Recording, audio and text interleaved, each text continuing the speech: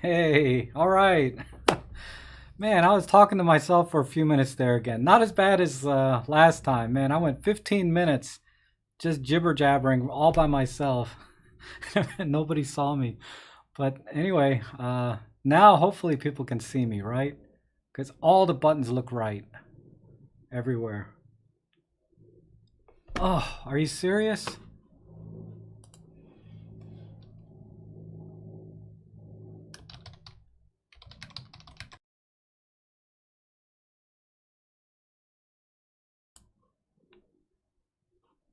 Can you guys see me now? Please, please tell me you can see me now.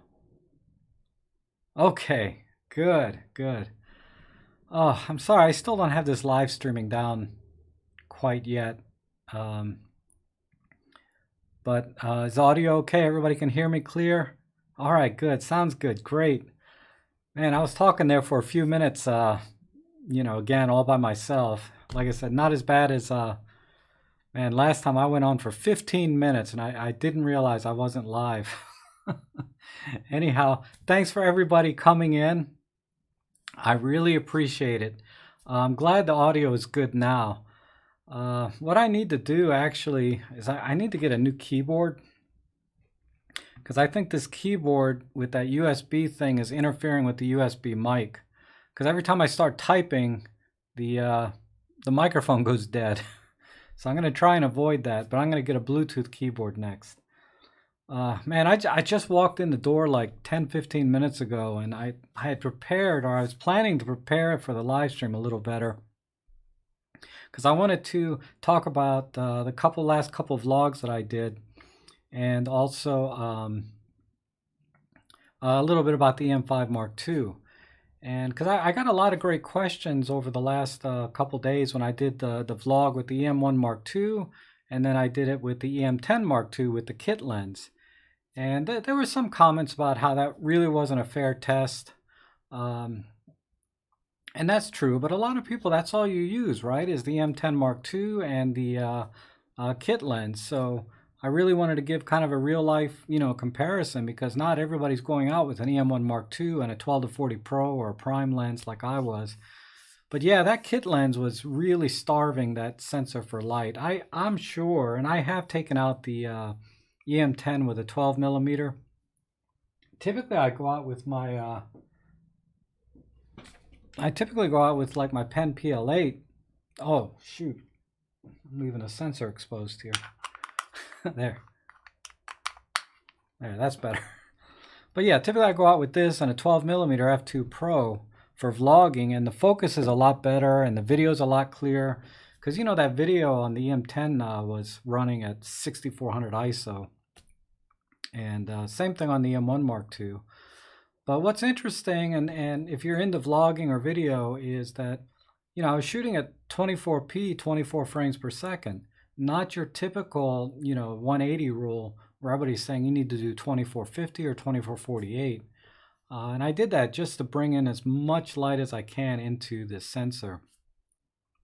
But I think the E-M10 Mark II did a really good job overall. Now, a really good question I got from that E-M10 Mark II video was about the shutter speeds that I was using.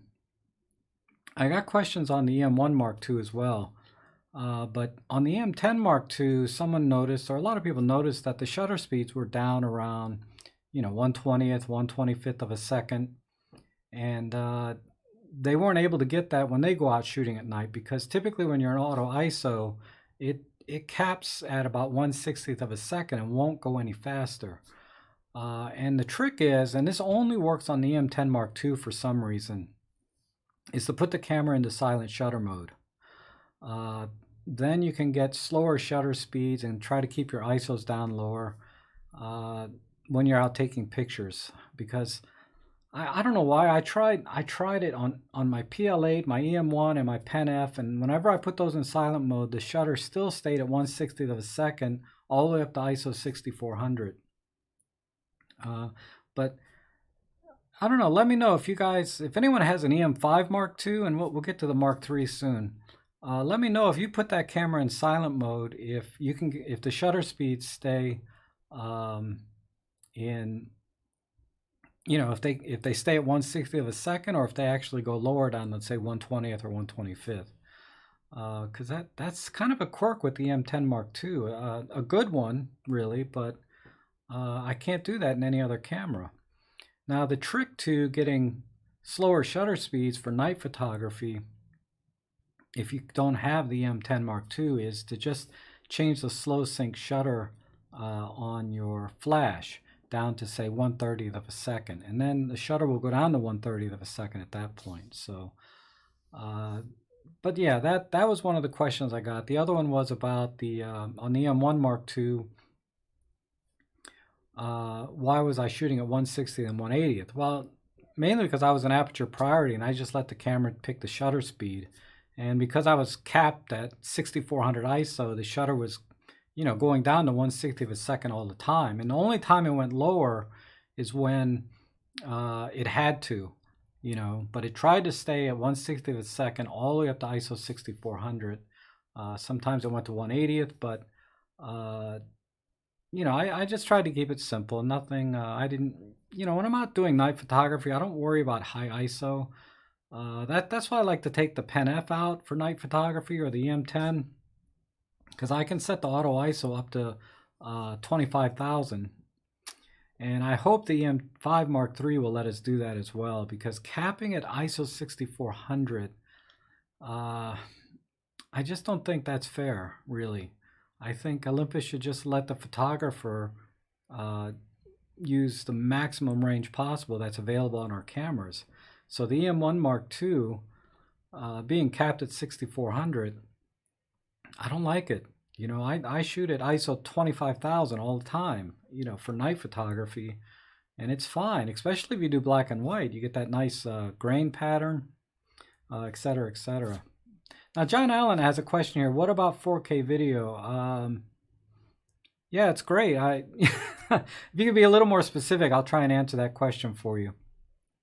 And then I spent most of the morning watching all of the reviews on, the previews on the E-M5 Mark III. And of course, the first one I always watch is Peter Forsgaard. He's right now, he's my favorite Micro Four Thirds or Olympus camera channel. And he did a really good job, I think, just, talking about the camera in real life terms. And then all the other channels, I picked up Red 35, and I watched Digi Direct and a few others.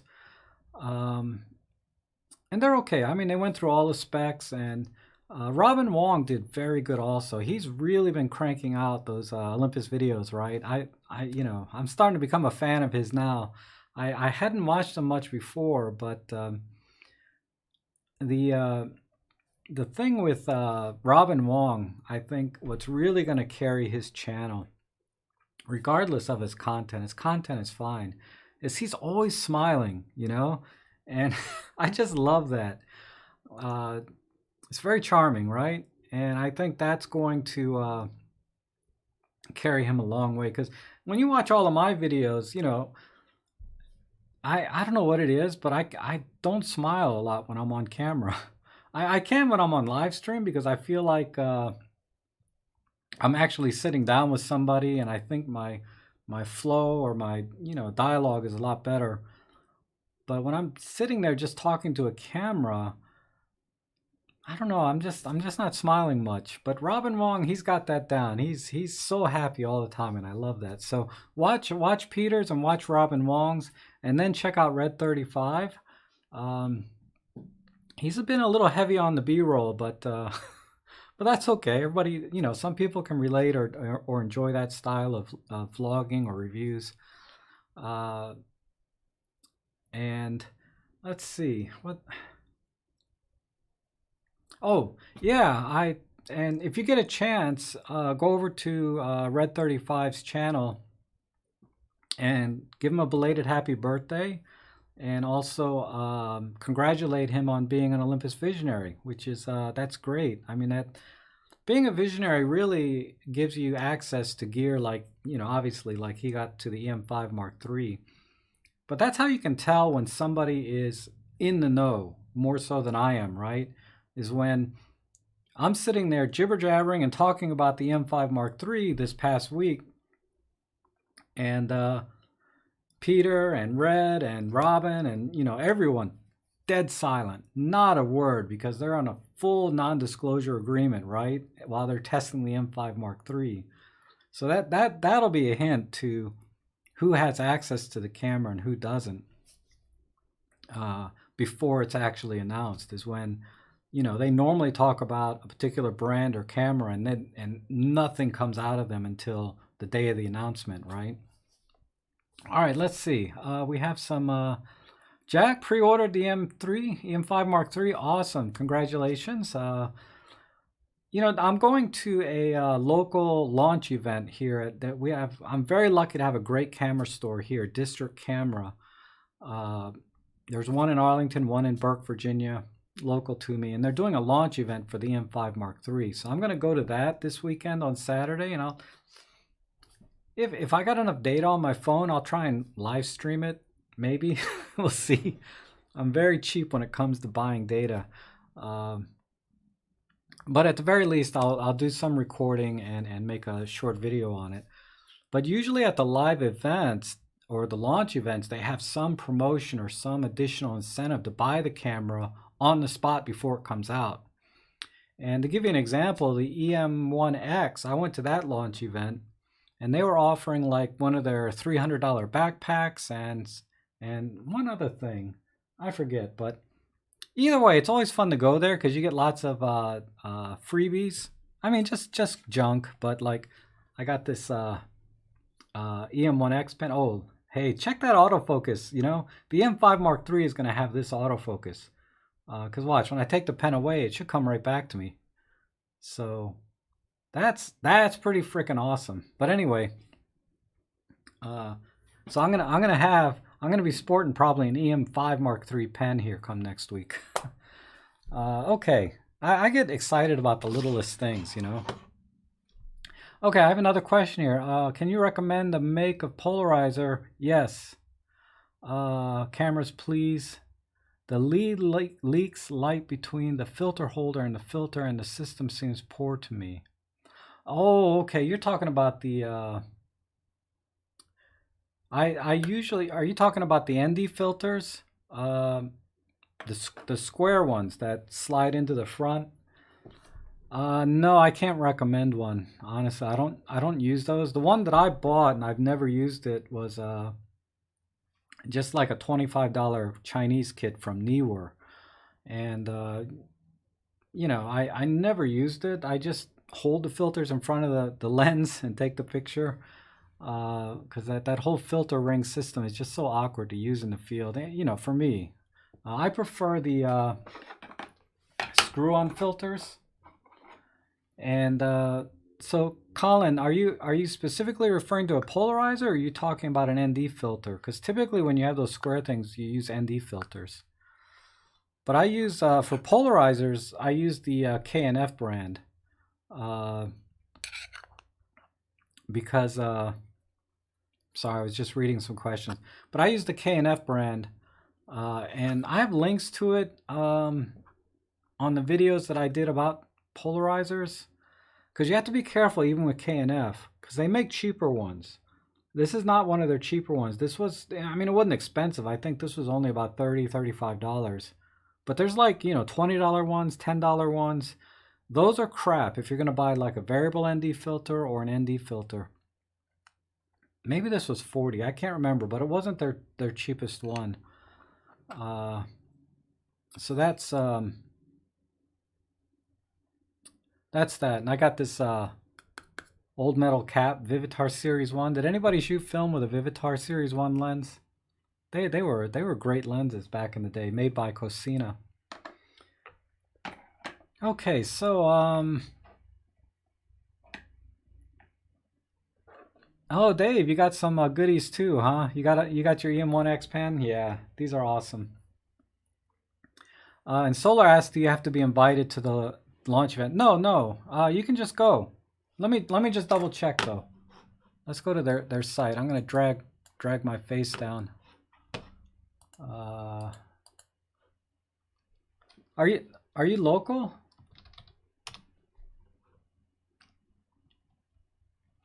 I kind of lost my mojo here. Hold on.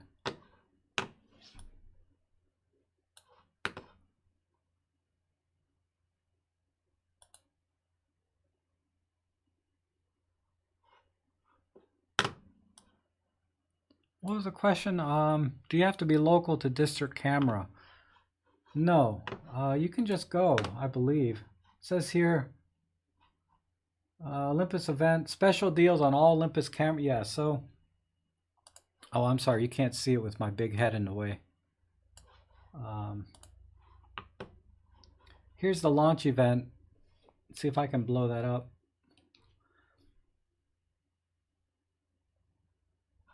October 19th. Yeah, it's open to everybody. You don't have to be invited.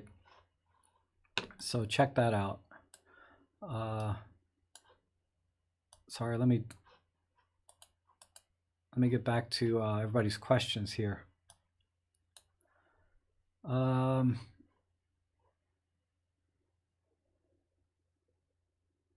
Yeah, leaf filters. Everybody I see in landscape photography online, they all use leaf filters. John McCormick is saying they're some of the best.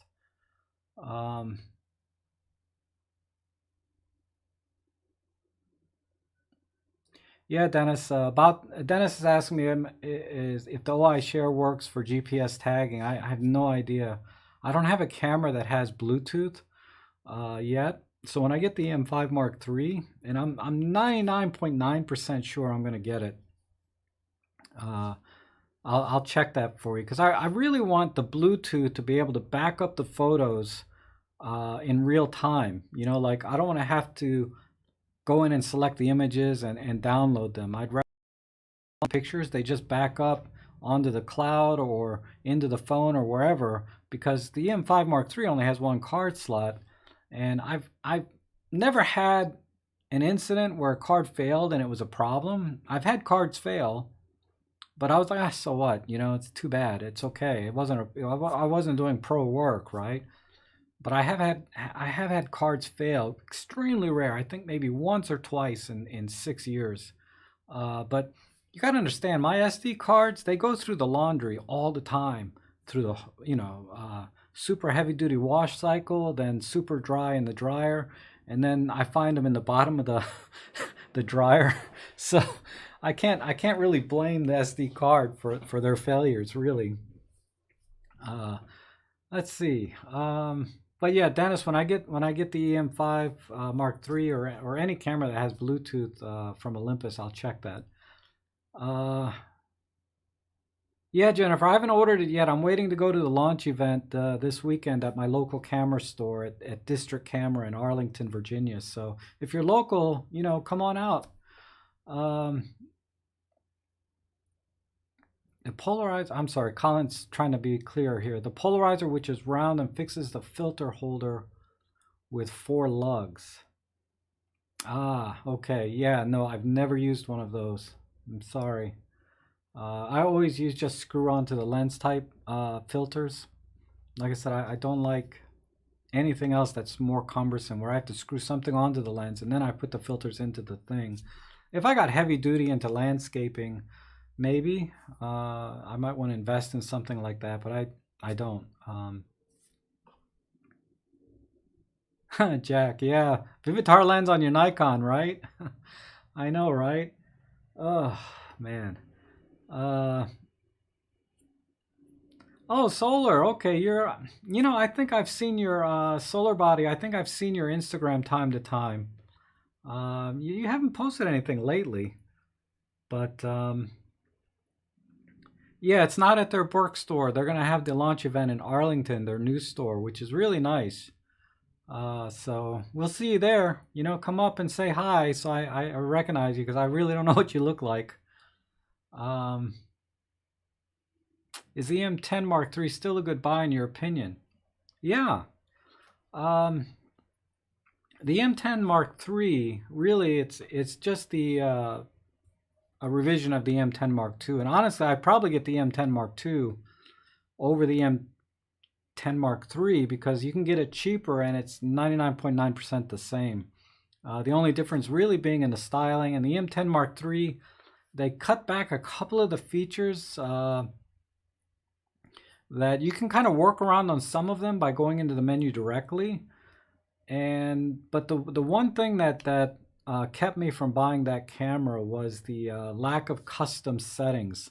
So I can't save like custom 1, custom 2, custom 3, for example, different settings. And that's the only thing that really held me back from it, because I thought it was really a beautiful camera, and I would have bought it just for the cosmetics alone. But when the functionality had to be at least what the M10 Mark II had, and it was not. So that's why I didn't buy it.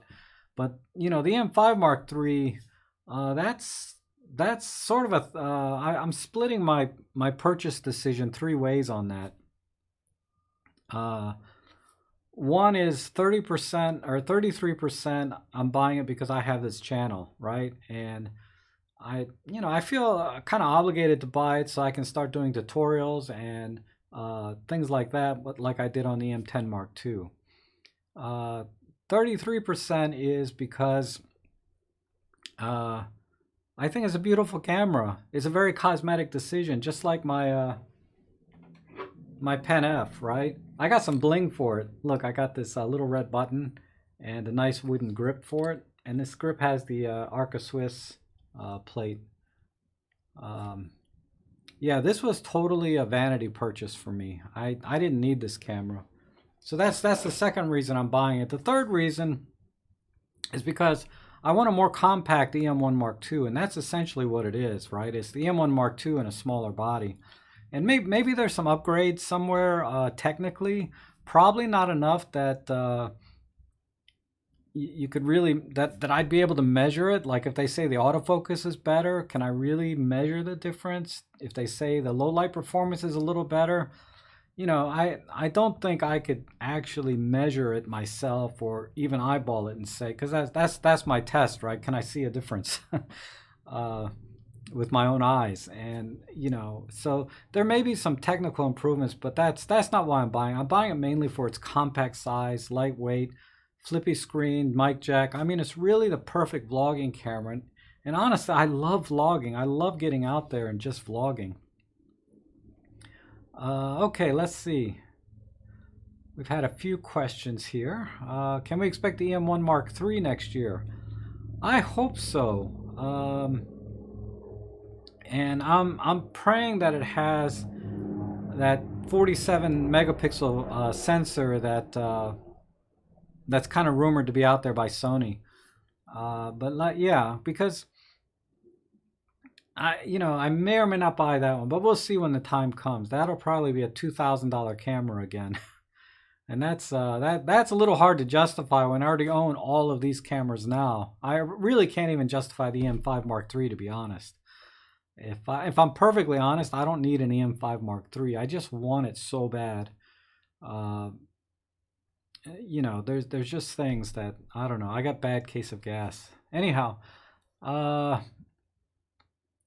Robert's Camera in Indianapolis is having Olympus Day this Saturday. Yep, just like my local store. That's great. Go to that.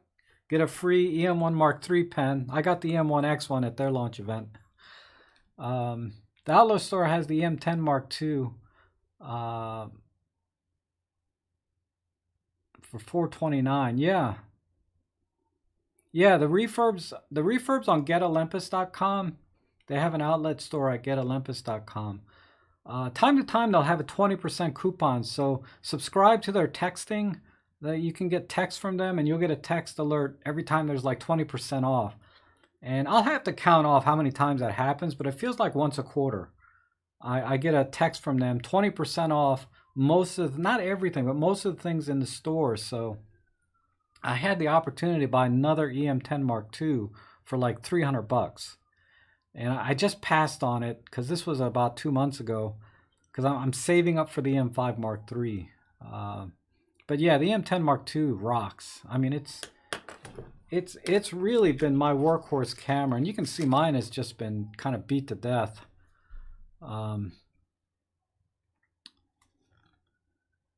well, it looks pristine in the camera, but it's not. The biggest problem I have now is the eye sensor doesn't work anymore, so I have to constantly manually switch it, which is okay. I normally prefer doing photography that way, but not lately. Lately, I've just been kind of liking the auto switch. Yeah, David says the M5 Mark III is the perfect camera for vlogs. It is. It is perfect. Um, it's funny how it's such a simple thing, right? To make a good vlogging camera. Like I have the Pen PL8 has been the perfect vlogging camera up till now, with one exception, because the screen flips down. So I had to come up with a workaround. You know, I got one of those braces, and it's been fine. But it has a mic jack right here. You just get this little adapter, and it slides right in. And unfortunately, with the Pen PL9 and probably the PL10, the pictures that I saw still don't have an adapter where you can add a mic jack to the Pen PL8. And this has really been the perfect vlogging camera up until the E-M5 Mark II. Or, yeah, well, the E-M5 Mark II. But the E-M5 Mark III, being even lighter, is awesome.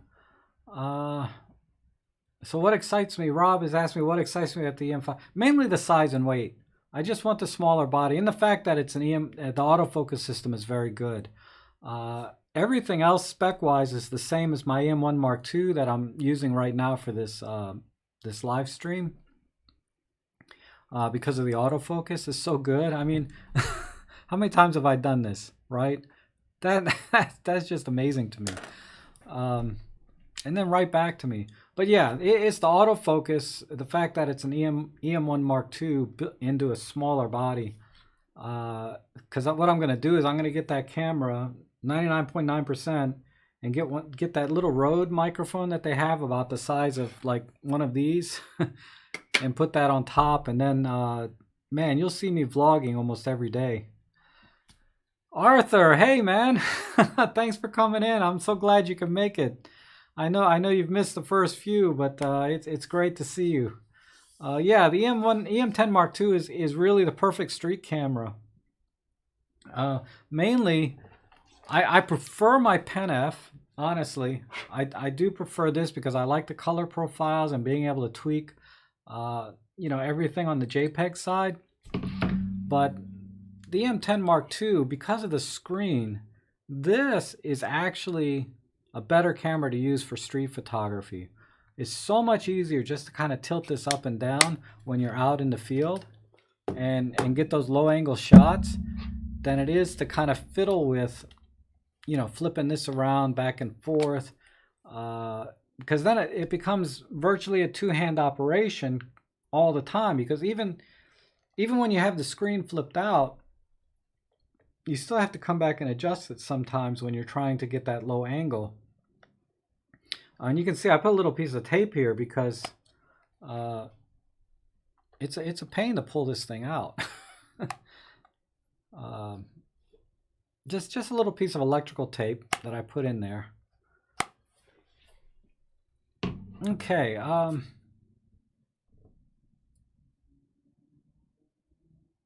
Yeah, the M5 Mark III is also, what no one's really talked about are two things. One is I haven't heard anybody talk about a recording limit. I'm going to assume, and I'll have to go and deep dive the tech specs on their site, but I'm going to assume that it has the same limits as the M1 Mark II, 29.59 minutes. But if it has, you know, it's not a deal breaker, but if it has the longer recording time or unlimited recording time, that would be a nice plus, because I used to record like lectures and classroom settings, and they would go on for an hour, 2 hours, and it was a pain to interrupt the class every 30 minutes and say, hold on, hold that thought, I got to change the battery or restart the recording. So that, you know, that's been a problem. And I know another person chimed in on one of my videos about how they like to record their bowling events, right? When they go bowling, for their leagues, and they like to leave the camera running the whole time. You know, for as long as you can. You get an hour, hour and a half comfortably on a full battery. So I hope that. And then the other thing is the grip. Now they do have the grip for it, the ECG5 III, which is essentially just an Arca Swiss with an extra shutter button, so you have a better grip. And that is not enough. It needs, you know, I mean, that's a good grip for a lot of people because they don't like that big bulky like grip that has the 2 batteries in the side. But that other grip that has the extra batteries, where you can slide in 2 batteries and have a headphone jack like the current E-M5 Mark II, that's a big deal if you want to use that camera seriously for video. Because you don't want to be running out of battery and have a 30-minute time limit. Then really you have to check the camera twice, one for battery, one for time limit, and that's really a deal breaker for a lot of videographers. But if you have that grip with double batteries and a headphone jack, so you can monitor the audio after it's been recorded, you maybe during, but that would be a big step forward, I think, for Olympus.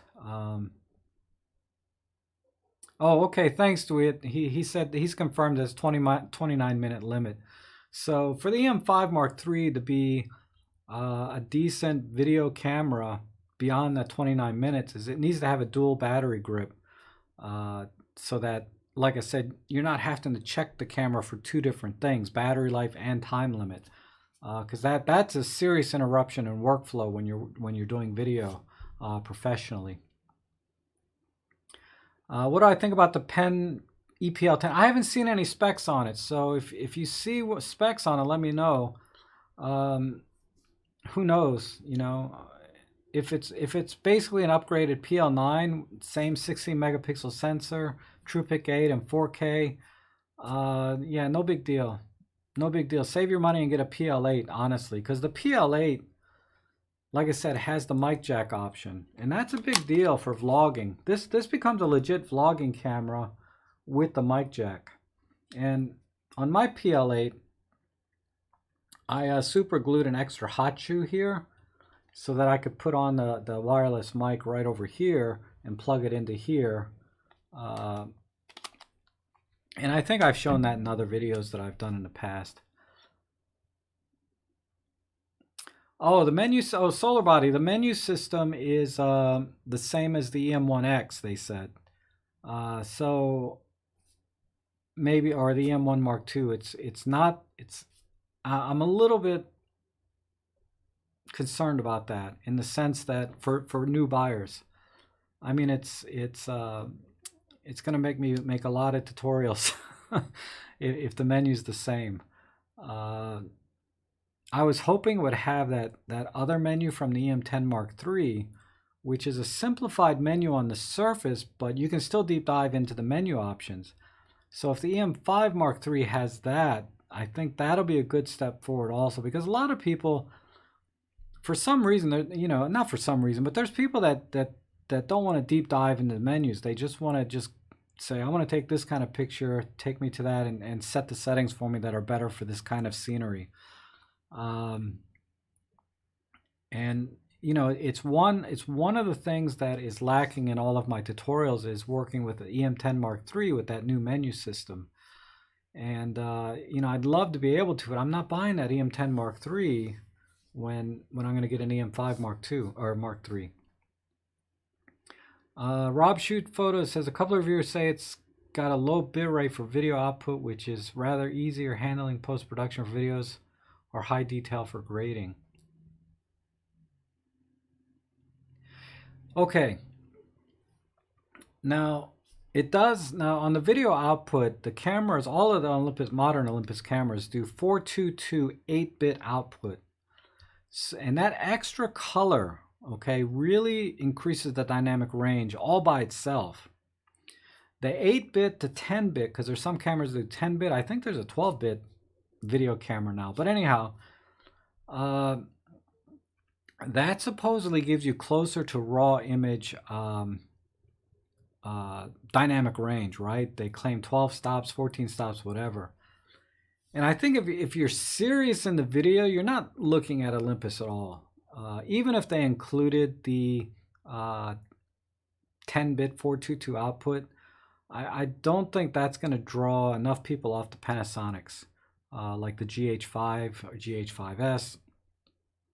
Autofocus and everything aside, uh, it's not enough. But I've tested the output at 422 8-bit, and it's definitely a difference in the color and in the dynamic range, or a perceived dynamic range, because now it's capturing more colors and not clipping them to a different color, because it doesn't have enough bit depth, because now it goes 422 instead of 420. So one of these days, if I was really hardcore in the video, I would use the 422 8-bit output more. But yeah, processing a 422 10-bit video, oh my God, you're talking a 30-minute video might be like 200 gig, right? At those levels, and that's just unusable unbearable, I think, for 99% of people that would be buying a camera like that. So it's not it doesn't look good on paper with all of the YouTube reviewers because of the 8-bit output, but in real life, people are going to record in camera at 420 8-bit. And I think Gerald Undone, he does one of the best comparisons between 422 and 420 and 8-bit, and he's very, very technical, and gets into a lot of details. So check out Gerald Undone channel and search for his 422 video, and he can explain a lot better than I can. But I can tell you that I'm fine with the output. A lot of times I shoot my video in just full HD fine. I don't even do super fine or all eye. I used all eye the other day just because I wanted the best for that vlog, but because the file sizes are so large, I'm fine with just even normal video recording. Okay, has anybody seen the menu? Oh, okay, we talked about that. But yeah, the E-M5 Mark III menu is the same as the M1X or E-M1 Mark II. Nicholas says he recently switched from Nikon to the E-M10 and love it. It's the best. Yeah, it's awesome. That's exactly me, right? I had a Nikon D7. I just did a video last week on that, why I went from my full frame D750 to the E-M10 Mark II. I mean, the E-M10 Mark II was really supposed to be just a camera I was going to take with me to go biking and hiking or whatever, because I didn't want to lug around the D750 every time I wanted to go out. And then it totally replaced that system. But I should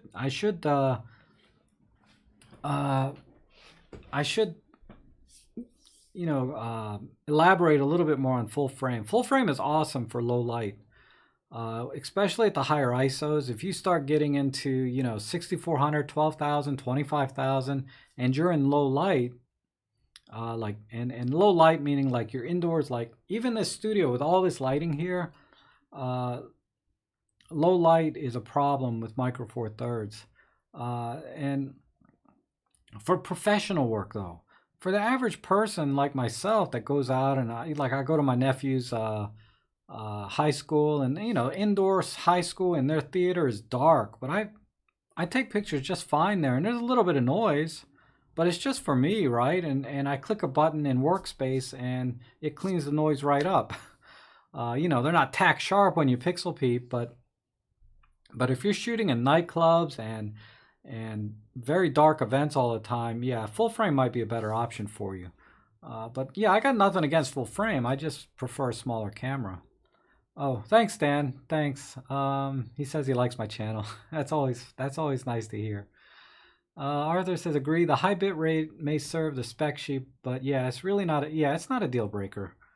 That's why when the XT3 came out, everybody was so excited about the 10-bit 422, but they don't talk about the file sizes. My God, you're going to have to drop a 256 gig card in there and carry spares if you're going to be shooting like that. If you're shooting externally, yeah, you need an SSD that has 500 to a gig of space on it. to record in that 422 10-bit. And yeah, people are not going to do that, not the average person. And if they're serious, they're going to be using the GH5 or the SH1 or whatever that is now. Okay, Eric's asked me as a land cityscape enthusiast. Yeah, definitely. Would I recommend the E-M1 Mark II or the E-M5? Now, if you ask me which one between the two, I would go with the E-M5 Mark III if you don't have either camera right now, because it's smaller and lighter, and it's just easier to carry around. If you're going to be using heavier lenses, the E-M1 Mark II is the better choice because it has the grip already. And there's no point to buy an E-M5 Mark III and buy a grip. You're spending almost as much as getting a brand new E-M1 Mark II. And you can get a refurb E-M Mark II for $1249 from Olympus directly. You can see them on eBay for like $1,100 all day long. So if you're going to be dealing with heavier lenses, get the E-M1 Mark II, and it's certainly going to be more durable because it's not a plastic body. It's magnesium, titanium, or something. Let me take a look.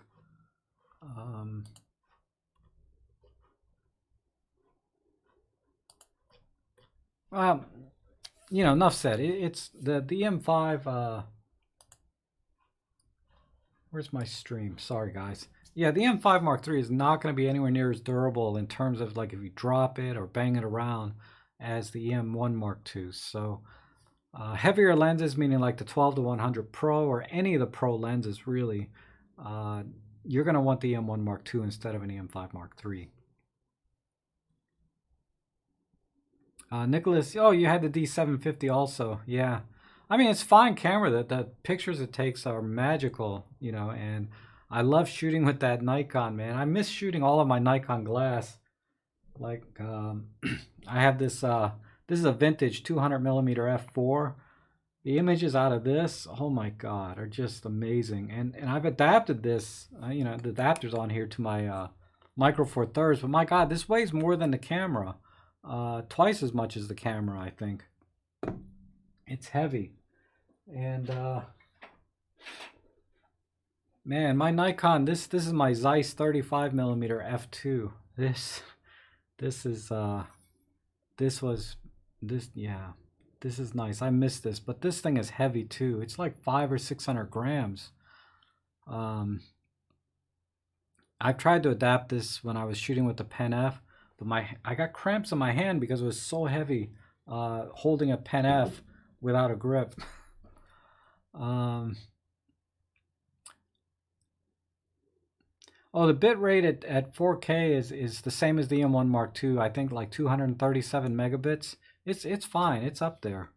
At regular 4K, that's the cinema 4K. The regular 4K I think is 100 megabits.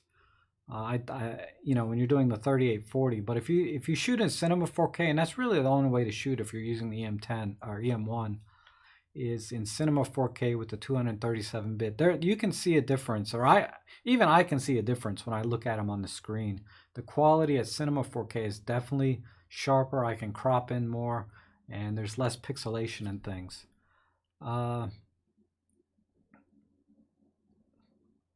Yeah, the plastic body, that's, you know, I hear the argument about there's different kinds of plastics, right? And that they're probably using the best plastic they can. But even if that's true, because I don't disagree with that statement, there are some very good plastics. Even if that's true, I think the perception of not having an all-metal body, like the M1X or the M1 Mark II, sort of, I think should warrant a little bit of a price drop than we saw, or that we didn't see, I should say. But you know, I think they had to do that partially, other than, you know, reducing the weight a little bit, was really because of the Bluetooth. They really need a clear line of sight, meaning no metal, for Bluetooth to work, you know, better than most, right? but yeah, don't worry about the plastic body. I think it'll be fine. But on Saturday, I'm gonna go to the launch event. I'm gonna hold it in my hands and see how it feels, and I'll kind of give you a feel or give you an idea what I thought about it. Um,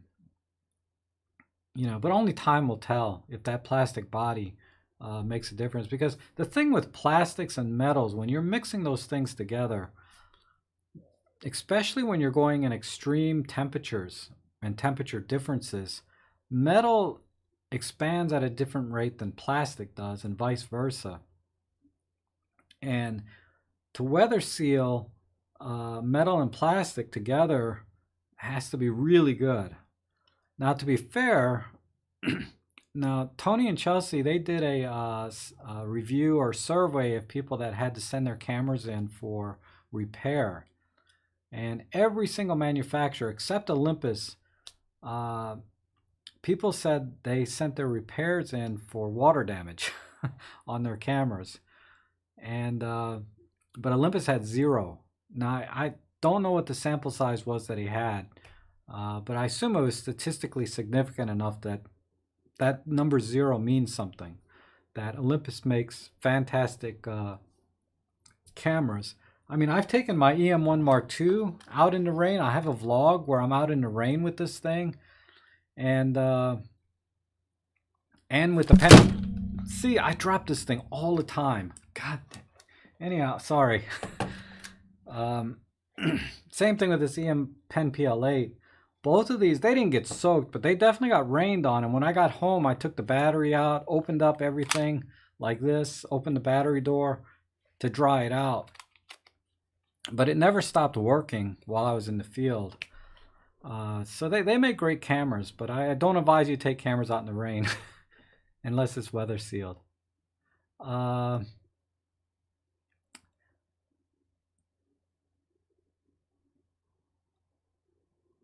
Let's see. I have the EM10 Mark II and the pancake lens. What lens would you advise next? I would get the 40 to 150. I have a video on that. The plastic it's in my bag over here. The 40 to 150 kit lens. It's an f4, I think, to 5.6 or 3.5 to 4. That is, when I think about lens choices, my philosophy is, how is this going to expand my photography? And a 40 to 150 will expand your photography a lot more than a single prime lens. You really only want to buy prime lenses or very specific lenses if you have a very specific intent, right, that you're going to use that lens for. So 17 millimeter, definitely. If you love street photography, that's very specific type of photography. You should get that lens and skip the 40 to 150. But if you're just starting out and you're kind of new to photography and really want to grow, the 40 to 150 is the better choice. Rob says, I'm glad I streamed at the same time. Oh, you don't care what they say. Yeah, I mean, like I said, I'm really glad that I have the subscribers that I can relate with, or that you can relate with me, in other words, because not everyone can relate to everybody. There's a lot more people that don't relate to me than do. Okay, there's a lot more people that can relate to Tony and Chelsea than to my channel, because they have 1 million plus subscribers and they grow more than every day than I have in the last 3 years combined, right? So I don't like to say anything bad about any channel, because every channel, people connect differently with different kinds of people. And I'm just happy that I'm able to connect with a lot of you in a way that, works, right? That is productive.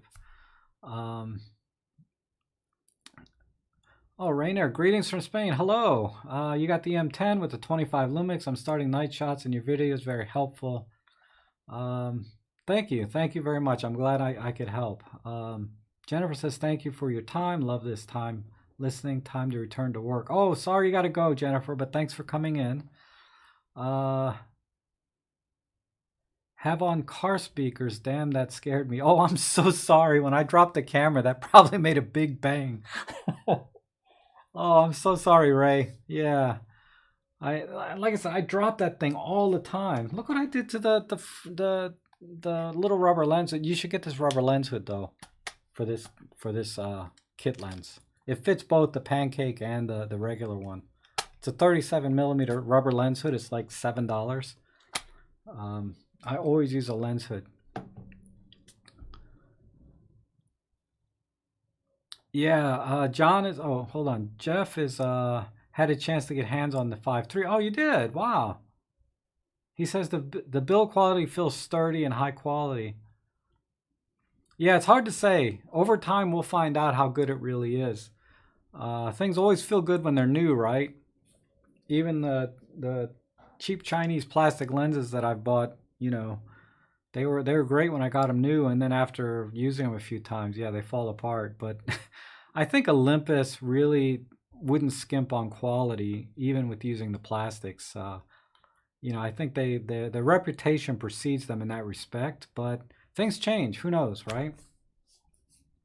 John is giving some feedback on the 40-1. It's $59 right now on getolympus.com. So if you have access to that from wherever you are, I would get that lens at $59. I should buy a second one, but anyway. Oh, Troy says he's having breakfast and he loves my channel. Thank you, Troy. Theo's asking, like to see you shine again. Never mind, Tony. Oh, thanks. Someone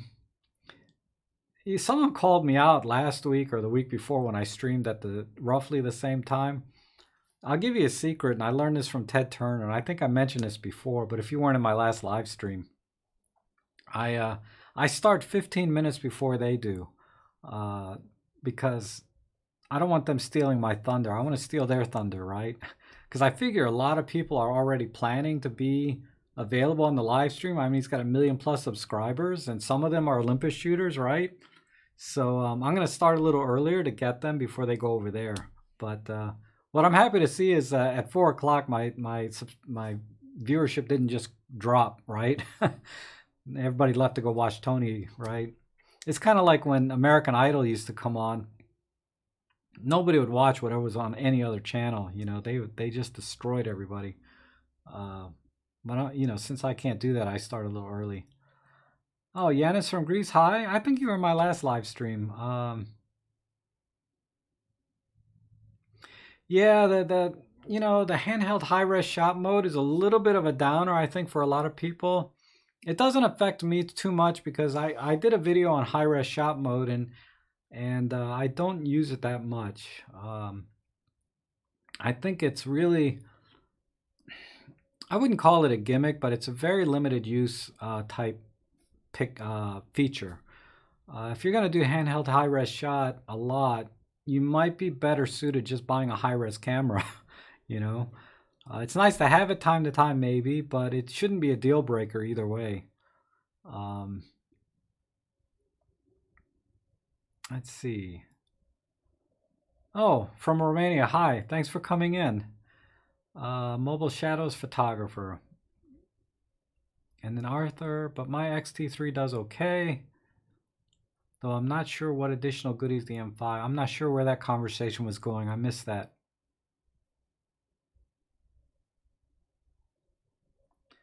So you guys are talking amongst yourself. I guess I'm not that interesting, right? That's fine. I'm just kidding.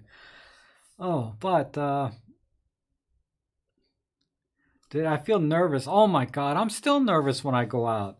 Like when you saw me go out the last 2 nights to the National Harbor where I was doing EM1 and EM10. Man, I feel like everybody was giving me the stink eye. Maybe they weren't. And honestly, sometimes I think I would get the stink eye even if I didn't have a camera in my hand. But yeah, I'm always nervous. It's all in my head apparently because I watch all these street photographers. They go out and they walk up to somebody, hey, how you doing? Can I take your picture? And they say sure. And I'm like, that never happens. Come on. But I did ask somebody one time and they said sure, and I took their picture. I just haven't had the nerve to do it again since then. I try to get the street shots from behind, right, when they're walking away. But yeah, check out some street photographer channels. You know who's really good is, what's his name? I watch his channel all the time. Oh crap, it's in my subscription feed. I can't believe I can't remember his name.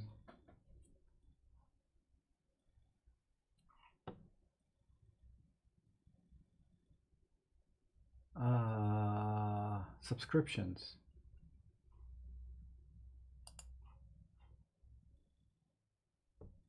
What the heck? Jamie Windsor. There we go. Let me see if you guys can see that. This guy. He has a couple of videos on street photography and one of them is where he worked with another guy that does street photography all the time, and that guy has his own channel. I haven't watched that guy's channel much. I watched a few, but Jamie Windsor has a couple of videos on street photography you should definitely check out, because he goes out for the first time with the other guy who does street photography all the time and gets his street legs, basically asking people how to take photos or if he can take photos of them. And it's in the UK, so it's a little bit different than here in the US. From the vlogs that I've seen, because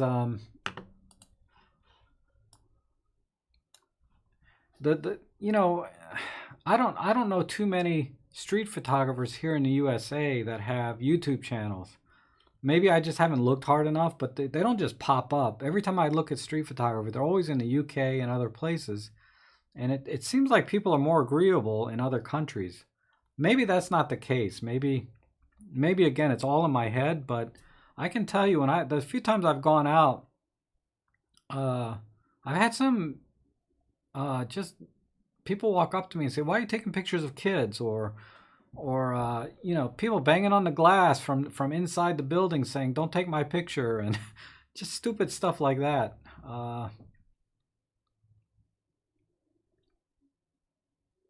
Okay. Oh, Too Old for Toys. How you doing? You always are in my comment sections too. I appreciate that. He's a long time subscriber. Yeah, the E-M10 Mark II has an OLED display also. It's very clear. Yeah, I thought the E-M5 Mark II had an OLED display. To be honest, I don't have a Mark II, but I thought it had an OLED. So I'm not sure what the deal is, but I'll make a note that the OLED display, right? I'm gonna make a note. Check the OLED, because if I don't write it down, I'm gonna forget. Check OLED EVF. So when I go to the launch event, and they better have an E-M5 Mark III there. Otherwise, it wouldn't be. What's the launch event for, right? I'm going to check that OLED and compare it against my E-M10 and my Pen F. Well, they have the same EVF. I'll probably bring my Pen F with me and then compare the EVF between the two, because I'm fine with the E-M10 Mark II and EVF being OLED and both of them, but they're claiming there's something different about it. If it's different, I'll let you know. If it's like pretty much the same, I'll let you know. But I don't know until I actually look at it for myself.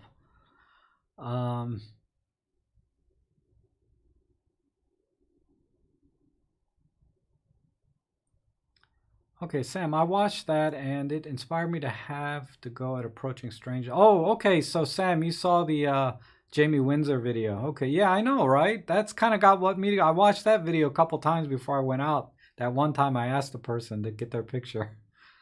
But Jamie Windsor, he has an amazing channel. You know, he does take some time to really script out what he's going to say, and has a very good message and storytelling ability that, you know, I lack. You know, he's really, really good.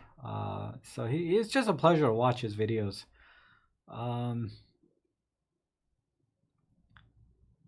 Oh, thanks for the Olympus Workspace videos. That can't, yeah. Now, Olympus Workspace, let me tell you some of the limitations with it. Because people ask me all the time, you know, about Lightroom and Workspace, right? Or Luminar or whatever. Workspace cannot hold a candle to a dedicated photo app, okay? Even Luminar, which is only like $59 to $99 all the time. Lightroom is been by far the best in every way, and I have to use it for my professional work. because of some of the features that it has.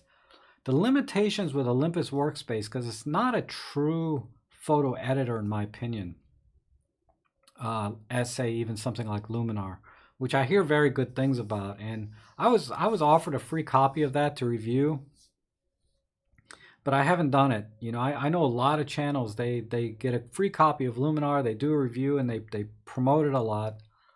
I just couldn't do it, even though I have a free copy, and I used it a few times. But the challenge with Luminar up to this point, initially when they offered it to me, the problem was it didn't have any way to catalog your images. And now they have some limited cataloging ability, but it's still not anywhere near as good as Lightroom, right? So I still cannot recommend that software for managing your photos and doing editing. Editing alone, if you're doing them one at a time, and you don't want to spend, you know, whatever it is for Lightroom, I think Luminar is a great option. But I wouldn't have that same like mojo with Luminar as I do with Lightroom, because Lightroom I use a lot. But Workspace, the limitation with, and this is why it's not really a true photo editor. I think what Olympus did is they took, okay, it's software, right? So software is written by code. The software in our cameras was also written by code. And the only difference between creating the code for a computer and creating the code for a programmer, or I'm sorry, for a camera, is the compiler. Okay, so the programmer is going to code in Microsoft C or Java or whatever languages they have now. I'm so out of touch with that. But they're going to program in the language that they can use, that they're trained in, and then they're going to compile it and put it out. This is for the camera. Olympus Workspace, it looks like they took that same code that they use for the cameras and compiled it and created Workspace for Windows and Mac. So Olympus Workspace is limited to whatever your camera you can do in camera. Whatever you can do in camera, you can do in Olympus Workspace. And there's very little Olympus Workspace can do outside of what your camera can do. And the example I can give you is like the focus stacking. You know, most of our cameras have focus bracketing, but only a few of them have focus stacking. So Olympus Workspace has focus stacking built into it. But if you upload some raw files that do not have, that come from a camera that do not have built-in focus stacking, you're not going to be able to do it. Well, crap. I may be in error there. I take all that back. Because I haven't tested that for myself, so I better not say that. But I can, okay, let me talk about what I know. Let me go back to what I know instead of just practically lying to you. I'm sorry. Like the art filters, right? There's a lot of art filters that are available on the E-M1X, or E-M1 Mark II that are not available, say, on the E-M10 Mark II, like the instant film art filter. That's one thing. The Olympus Pen F has a creative dial on it. So it has monochrome profiles that when you go into Olympus Workspace, if you work with files from this camera, you'll see very similar monochrome profile settings. But when I try to use the files from this camera in Olympus Workspace, I won't have those same options. So I think, like I said, I think the software was just recompiled to work on Windows and Mac. But it's still limited to what was built into our cameras because they're using basically the same code. It has the same highlight shadows. It has, you know, the same plus or minus sharpness, plus or minus 2, contrast, etc. So it's very limited. But that said, you can still get a lot done. I mean, it still has like a tone curve thing that you can do. It still has cropping that you can do. It has a few fringe things that you find in most photo editors, but for the most part it's limited to the camera. And I just talked for 10 minutes about that for I'm sorry. Okay, so Olympus have dropped the My Sets and multi-connector. I'm not familiar with the, if you're talking about, Ray Ho has asked me, Olympus has dropped the My Sets and multi-connector. What are my thoughts? If they drop the My Sets, that's a big problem for me in the long run. Short term, I'm fine. I have 3 cameras that do My Sets, or 4 actually. That's a problem. The multi-connector, I assume you're talking about like on the Pen PL8, this multi-connector.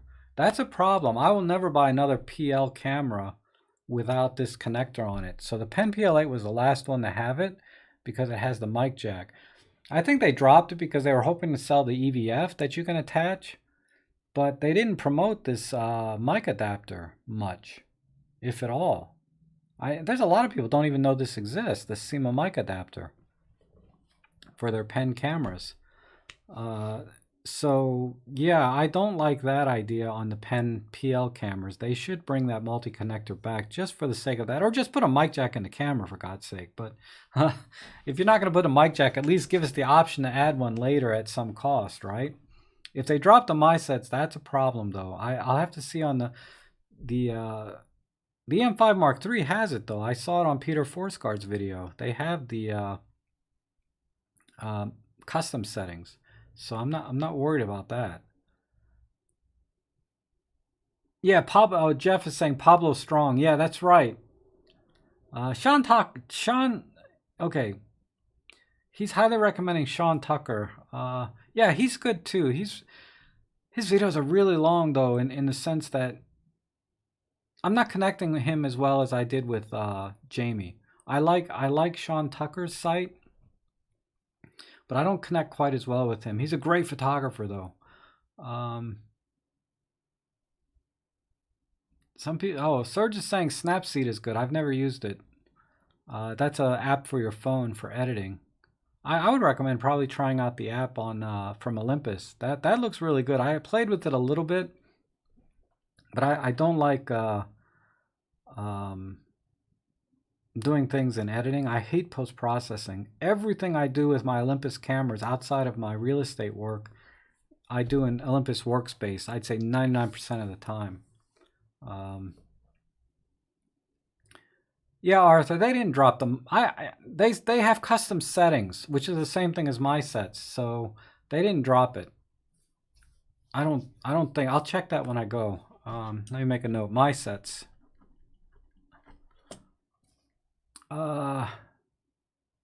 Yeah, John, the Workspace is slow. Yeah, I have a 6-core Pentium something with 32 gig and a SSDs out the butt, and it's still slow even with that. I mean, it's way better than it was on my little Pentium 5 computer, which was just terrible. But now at least I can get through it okay. I can get through it just fine with this computer. Yeah, Arthur's kind of seeing the same thing with Olympus Workspace. It's really limited to the camera that you're editing, right? The files that you're editing. It's limited. Alan's asking how do I clean my... I never clean them on the Olympus. I just use a blower. I did that one time on my Pen F because a speck of dust got caught on there that would not come off unless I use one of those blowers to get it out. But other than that, I've never cleaned, in the 3.5 years, I've never cleaned my sensor. Apparently the sensor dust cleaning thing that Olympus has is very good. And I can say that it is. From my experience, I've never had to clean it. I've never seen a dust spot on my images except that one time on my Pen F. That was a big piece of dust. I mean, it left a shadow on my images like huge, right? It was just it was so painfully obvious. And it wouldn't come off. But when I did clean my sensors on my Nikon all the time, I cleaned it, God, every couple of months. They don't recommend doing it that often, but man, that thing got dust on it all the time. But the Olympus, you don't have to worry so much. Oh, hey Ray, so you got access to an instruction manual? Look under custom settings. if you're talking about the E-M5 Mark III, I could not find a manual for it, because that's one of the things I like to do before I get a camera is I like to download the actual user's manual and see everything and all the settings and everything. Uh, I didn't have to do that much with the Olympus because I own them, but when I was researching Fujifilm, I downloaded the user manuals and looked at every setting that each camera had. And I said, okay, this camera has, because I'm into art filters, okay? And I'm like, well, this camera has these ones and this camera has this one. Now they both have them all because of this firmware. It's very complicated because they're constantly doing firmware updates. There's a Fujifilm camera in my future. I just don't know which one yet.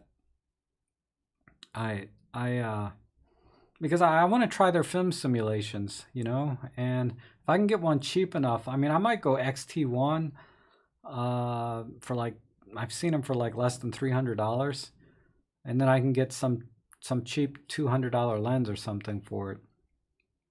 But I'm thinking about the Fuji X70 that came out of 3 years ago, because that has a built-in fixed lens, so I don't have to worry about buying lenses, right? I bought a camera that I can't change lenses in it, so that's going to save me money in the long run, because I have no reason to buy an Fuji camera other than I just want to play with the art filters or the film simulations. Yeah, Zhang, I don't think they've dropped the battery grip, because if you look at the contacts on the bottom of the camera, Gordon Lang has a video where he has the little rubber cover off of the bottom, and I saw at least 5 or 6 pins there underneath, probably more because I never got a good look or freeze framed it. But I'm sure they're going to come out with a grip with battery and headphones, just like the E-M5 Mark II had. If they don't, that would be a mistake. That camera will never make it into any videographer's hand without it.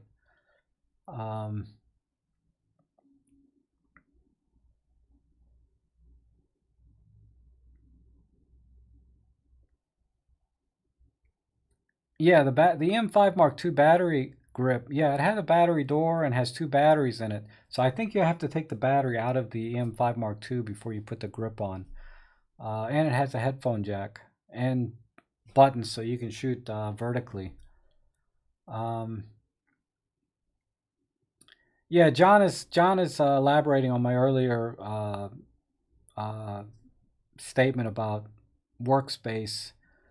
You have to use focus stacking compatible cameras and compatible lenses. So apparently some lenses, even though you can focus bracket or focus stack in camera with them, I don't know. I don't do it enough to say with any confidence what you can and can't do in focus stacking. I prefer focus bracketing on my own, because focus stacking up when I was using it was JPEG only. So I preferred focus bracketing with the Pico lay. And I have a video on focus bracketing with the M10 Mark II. And I think in that video I was using the kit lens.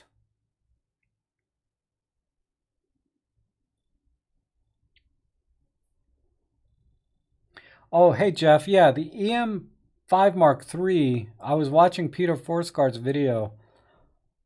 I think it was his, I'm pretty sure it was his video. I saw 3 custom my sets in the menu. Yeah, he was complaining about that. That on the mode dial, there's only one C on the mode dial. And he said you had to go into the menu to get to the other 2. So there's only 3 custom settings. They should have put 4 or 5. But there are 3 custom settings in the menu on the E-M5 Mark III.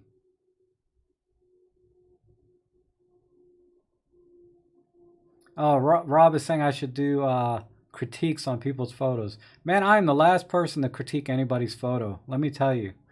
Uh, I'll be happy to talk about how I might do it differently, but that shouldn't matter to anybody. You know, everybody should have kind of their own style. Uh, now I'll give you an example. Like I watch, or excuse me, I skim through a lot of the Instagram photos. Like Arthur's here today, and I skim through his a lot, and I skim through there's a couple other guys, Larry. I skim his, and when I'm thinking about photography, I skim everybody's just to see where they're going, right? Because there's a lot of travel stuff, like Hanu. Uh, she's in Portugal now, and taking lots of great photos there. Um, but I look to those for inspiration. That's what, and really, it was Arthur's Instagram feed that got me more into black and white photography. And if you see a photo that I did on Instagram, or like someone asked me the other day in my vlog that he's taking black and white photos, but he's not getting the same contrast or punch in his images like he saw on the ones that I did in that vlog. And he asked me, was it because I was dialing in negative -0.7 exposure comp? And I said, that helps at night, right? During the day, that's not as big a deal, but it does help to crush the blacks when you're at high ISOs. And that's mainly why I do that. And also because there's bright speculars that I want to try to capture. But what he was not doing was he didn't do the highlight shadows. So I told him do +3 highlight, -3 on the shadows. Also change your gradation to low key, and then turn up your sharpness and contrast to +2 and +2. And he was doing that part already, the contrast and sharpness, but his images still were not punchy enough for him. So I told him to do those 2 other things, and he's going to go out and try that. So hopefully he gets back to me and lets me know. Or if he has an Instagram, I'll check that out. But you know, like I said, me critiquing photos is not my place to critique anyone's photos, because you know, I'm not, you know, I can't even critique my own. I can give you a few pointers if you want. I don't know. Maybe that's not a bad idea. I can try it if anybody's interested. Okay, let's see. 1 custom setting on the dial, and you can have 3 customs. Yeah, David Black, you got that correct. That's what I saw too on Peter's menu. And Arthur's talking about the XH1. Yeah, the Fujifilm XH1, $999 with the grip. And for me, you know, a camera purchase is more about how the look and feel, and does it inspire me to go out. And that XH1, look at my Pen F. Maybe you hate this camera, but oh my God, this camera, it just begs me to go out shooting all the time. And I'm, you know, and I miss taking this out the last couple nights I went out vlogging. It's a terrible vlogging camera. Oh my God, the autofocus on that camera, I don't know why. It should be as good as the E-M10 Mark II or the E-M5 Mark II, but it's not somehow. It's not quite. It's very subtle. Like I said, I can't measure it. I just don't have any kind of precision to measure the differences, but my gut feeling is the Pen F doesn't focus as well as the other cameras, the OMDs. But I'm not going to get the XH1. I really don't think so, because that's if I was hardcore in the Fuji, I would probably get it, but I'm not. I just want to try their film simulations.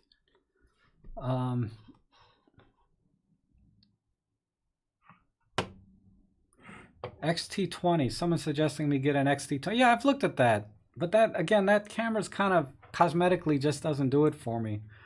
I don't think I can get that. If I'm gonna get a camera that I don't like, I might as well get like an XE3 maybe, or I don't know. Yeah, Fuji's on in my future. I just haven't found a camera I really like. I mean, I love their XT3. It's beautiful, but I just don't need a camera like that. And I certainly don't need to spend money on lenses like that. And it's not going to give me any better image quality than my Olympus, you know, for 99% of what I do. Marco's asking about the Panasonic 7-14. Yes, I used that for not many years, but for about 3 years for my real estate photography. And I had to upgrade to the Olympus Fisheye, and I have a video about that, maybe a couple of them, but it's tack sharp, fast enough for photography, for autofocus and things. The biggest problem I had with that lens was the purple flaring on my camera. Now, I don't know if that's true when you're using it on a Panasonic camera, but I had to be very conscious of the lighting. If it was like a pinpoint light, like like those ceilings, they have those round lights, the spotlights in the ceilings, or if I'm outside and the sun is hitting that lens the wrong way, I will get some horrendous purple flaring that I cannot brush out. So I was able to get by because I bought that lens cheap. I paid like 600 for it back 3 years ago, and I made it a point to look out for that because my first few images, the first few jobs I did, I wasn't expecting that, and man, I had a hard time brushing those things out. That was a pain, and that's not something I like to do. I hate post processing. So just be leery of that. I would say if you're just buying it just for like landscapes and uh, architectural, just for personal use, it's fine if you can get a really good deal on it. Because it's about half the price of anything Olympus will give you at that price, right? In that focal length, half the price of their 7 to 14. I would just get it for that. If you're doing work professionally, wow, I would not get it. Don't get the 7 to 14. That purple flaring is a pain. Like I said, I had to be very conscious of it constantly. I had to position the camera different ways sometimes and not get the composition I wanted. I still got the shot, but I had to change it because of the purple flaring. Okay, any news on a longer telephotos? No, I don't know. I honestly I don't follow the rumor sites that much, except when the E-M5 Mark III came out. But yeah, I'm not familiar with any lenses. Like I said, I'm not in the know with Olympus. They know I exist now because I do get some feedback from, it seems like, credible sources that Olympus has been watching me, but they don't tell me nothing.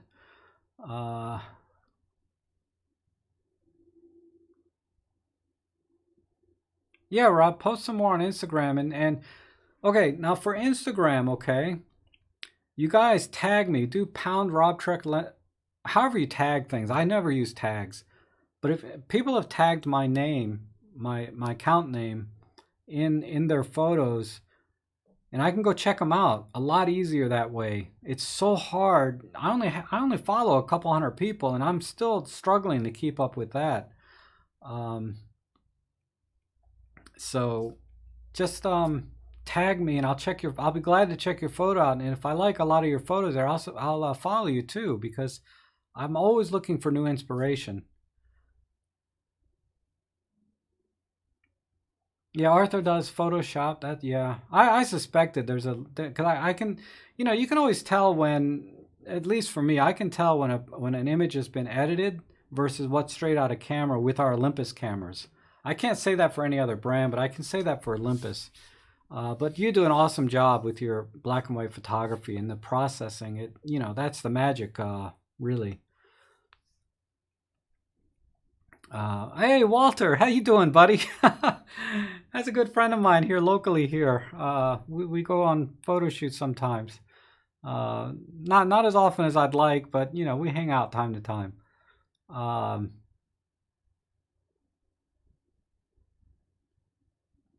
yeah, he's giving some advice about the negative exposure comp. Yeah, I dial it back a bit just to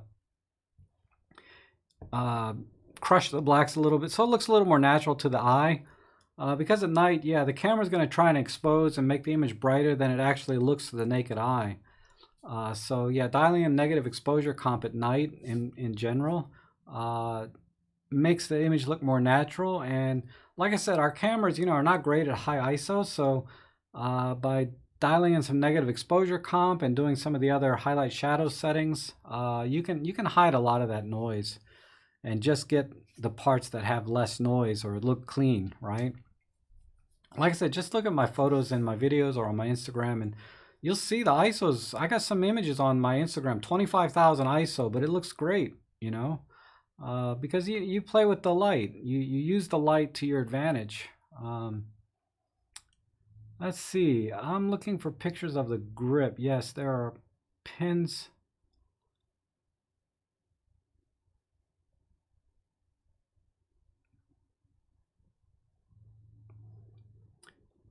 Yeah, the current grip, Zhang is looking at the picture where you can see the pins on the bottom. The current grip doesn't have any batteries in it. It's strictly just to give you a little more grip on the camera. They need to come out with a second grip, an ECG 5.2 or something that has batteries in it and a headphone jack. Because like I said, no videographer is going to buy that camera without, that. It's going to be dead to the videographer market. And I'd be happy if a third party came out with one, but we'll see. Okay, Rob, see you later.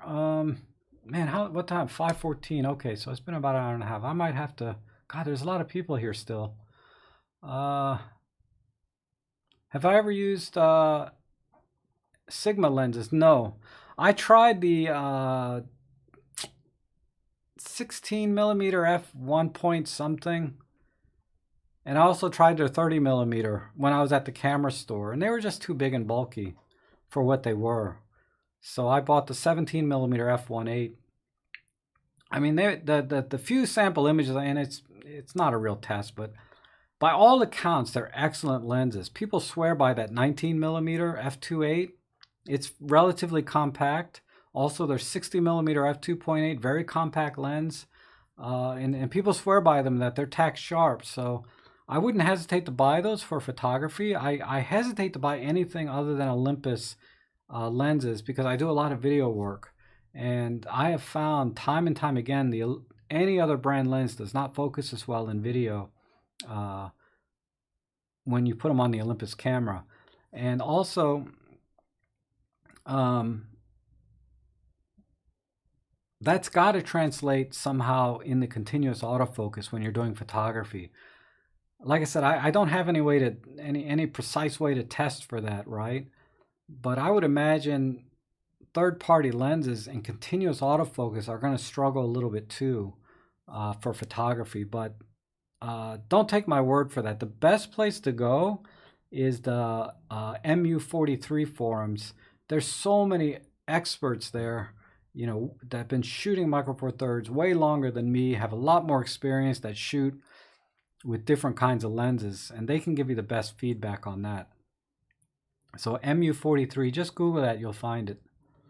The 40 to 150 f4 Pro. I thought it was an f2.8.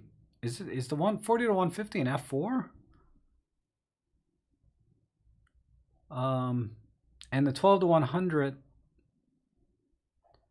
Yeah, I just don't buy pro lenses because they're so big and heavy, and I don't need my images to be that sharp. I never crop. I rarely crop in anymore. I bring the lens. I bring the right focal length that I'm going to be shooting, and then, I compose the image the way I want it. I've been so happy lately with my images. I'm not saying they're great images, but personally, I've been much happier with my composition because I haven't had to hardly crop at all. I have to straighten because, I have some equilibrium issue, apparently. I can't take a straight image. But other than that, God, why was I talking about that? But a 40 to 150 with some stabilization, that would be nice. Yeah, that would be nice. But I wouldn't buy it because I just don't like those big heavy lenses,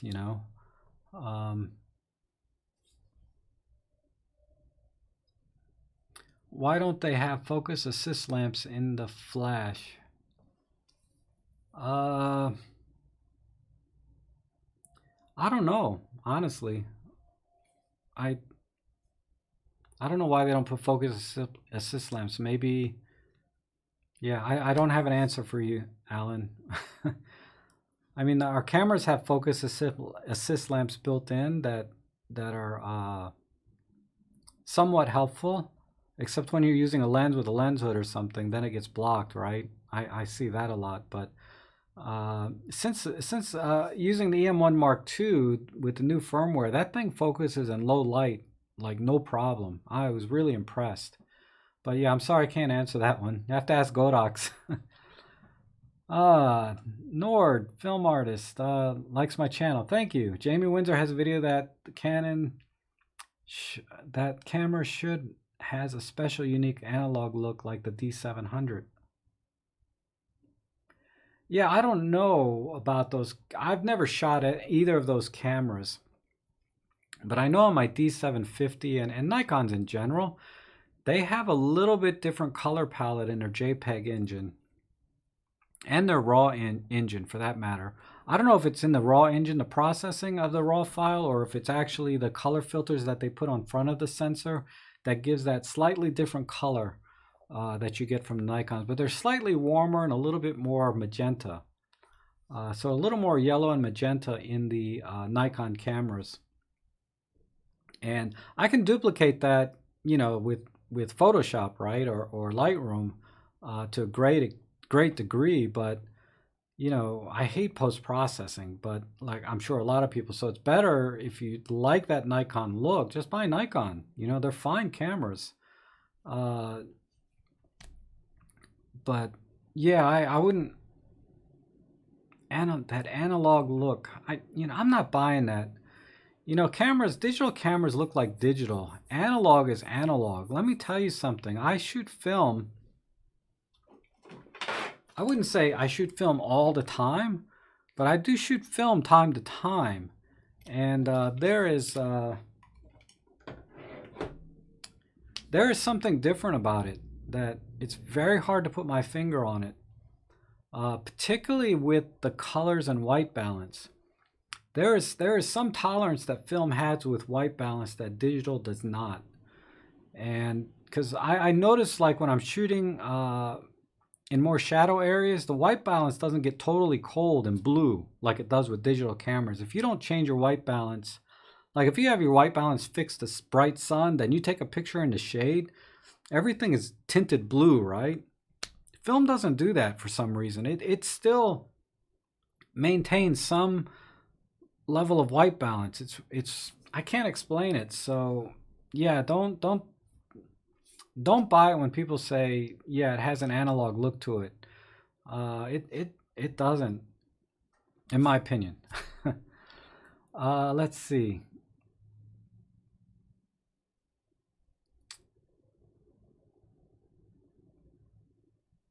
That was for Nord Film Artist. Yeah, I assume you shoot film, right? Nord Film Artist, so you know what I'm talking about. Film is awesome. I love shooting film now. You know, on a limited basis because it's not cheap, and you're so invested when you take a picture using film that you want to take a good picture. So in that sense, film is great. You tend to take better pictures, and I'm taking better pictures with my digital camera now. And fewer pictures. You know, I don't go out and just spray and pray and eat up 1,000 images on a photo walk anymore. I'll come back with 70, 100 images when I used to come back with hundreds and hundreds.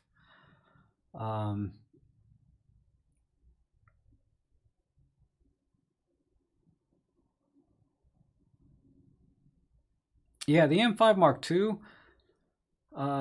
Banana King's talking about the additional mic and the harmonic mics and monitor output. Yeah, it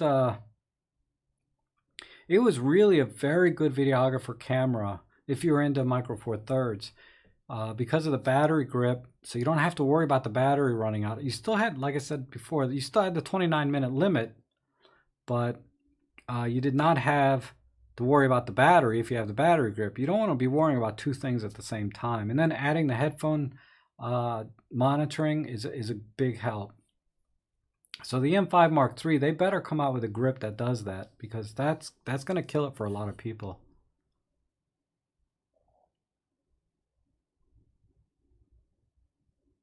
Oh, Arthur's saying they were using CMOS sensors. You know, I still have a CMOS sensor Nikon, a Nikon D80. I'll have to take that out one day on a photo walk and just see how it does, man. That camera, I think it only goes up to ISO 800 or something ridiculous. But anyhow, are there any other questions? Because we're going on 1 hour and 40 minutes here. I mean, I had a lot of notes about the M5 Mark III, but I think it's been done to death already today by every channel. When I get my 5 Mark II, will you be putting the LSP4. No. No, I don't like putting bulky things on the camera. Like, let me talk about microphones real quick. I bought this HN1 like for $115 or whatever. I never used this thing.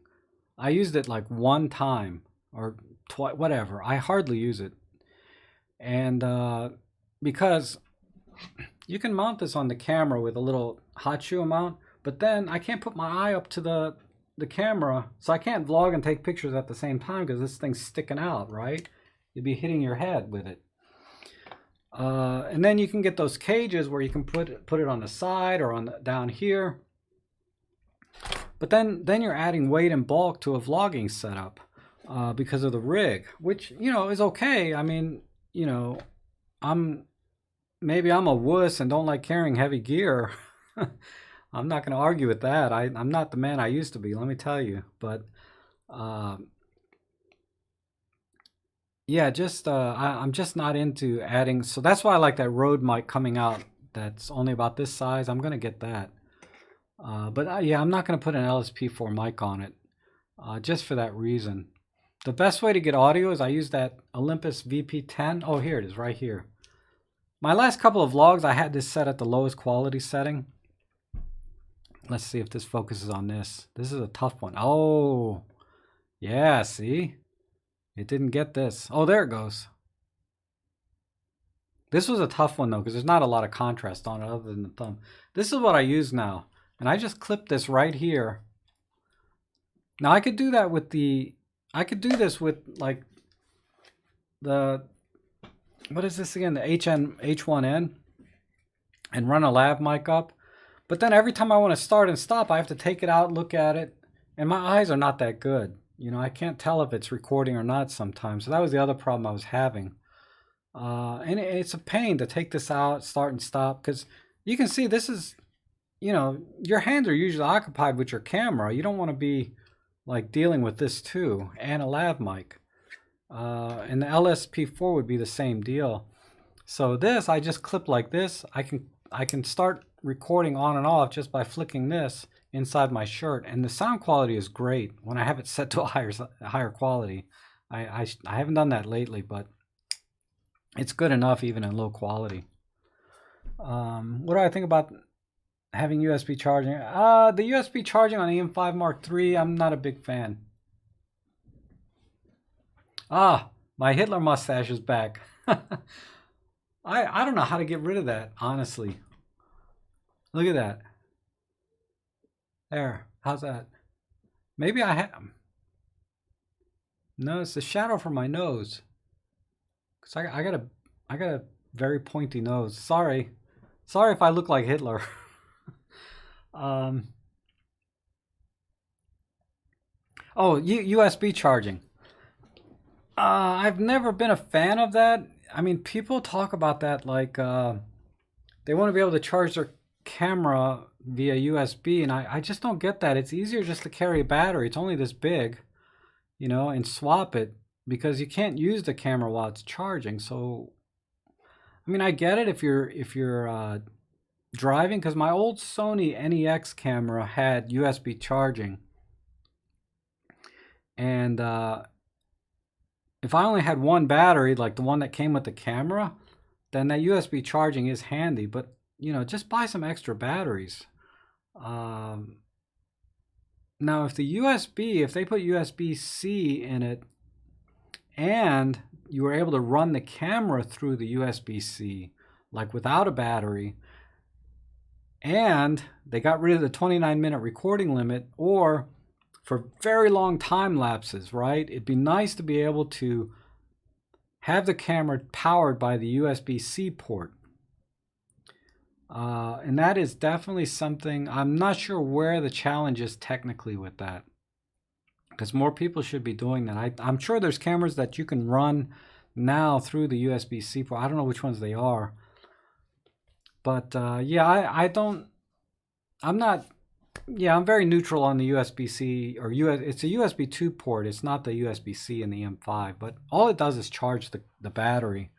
And if I'm out shooting and the battery's low, I just swap batteries. I'm not going to wait for the battery to charge again. And even if it does, it's going to have to charge that battery very, very slowly, because you do not want heat generating up inside the camera, because that's really bad for the electronics. And if you're using the cheap Chinese batteries like I do all the time, they swell when they get hot. That's the main reason these things swell up, is because they generate a lot of heat when they're charging, because they're not using good chemistry.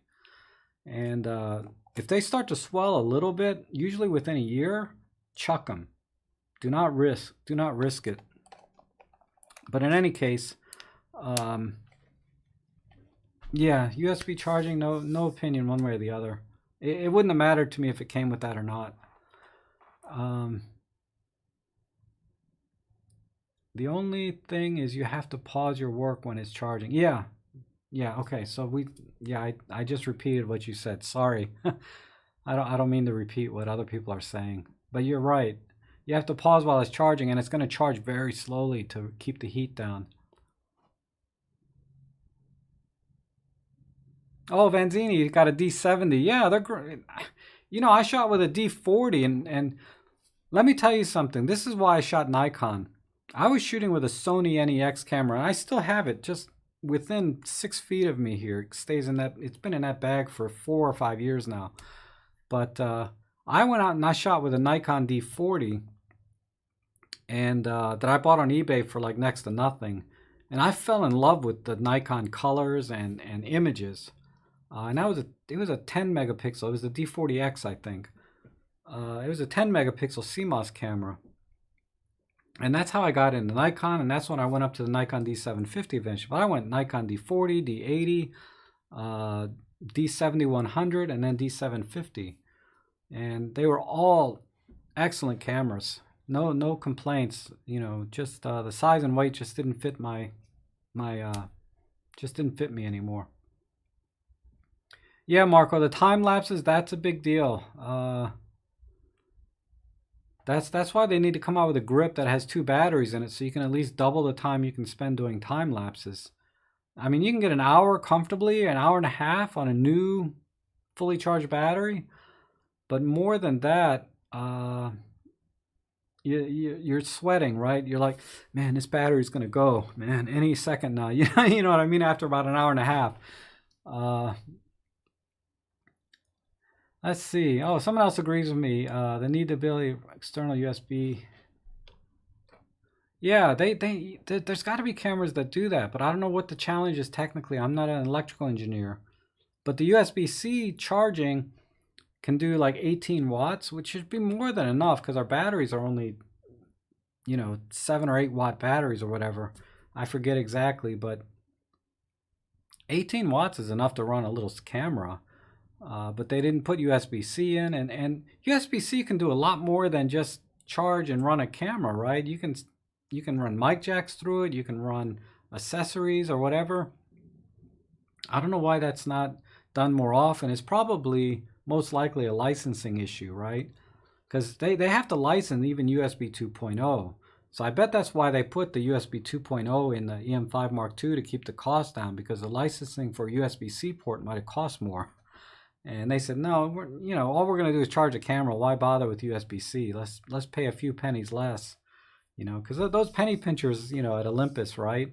The accounting department, they're probably like, yeah, I know people want USB-C, but all you're doing is charging the camera. Put USB 2.0 and save 2 cents a camera in manufacturing. I guarantee that's all it is.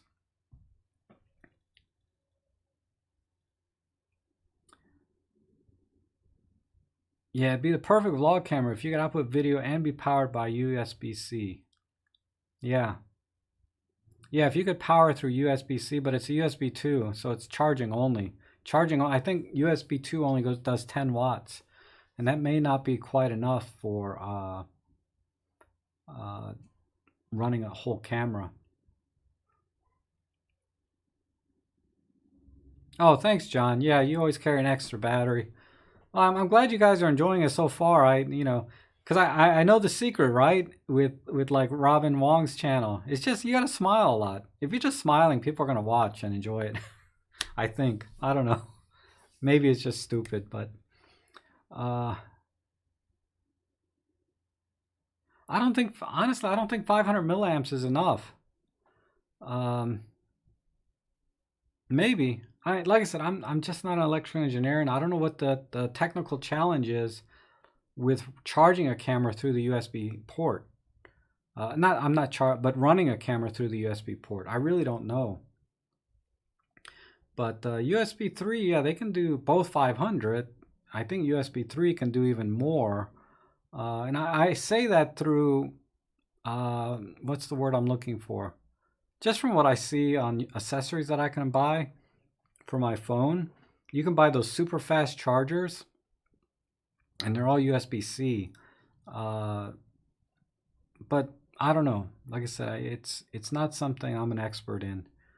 But charging alone in of itself doesn't mean anything to me. It has, if it could run the camera, that would be better. And I'm sure there's someone out there in the MU43 forum that knows why you can't run a camera through the USB port or power the camera through the USB port.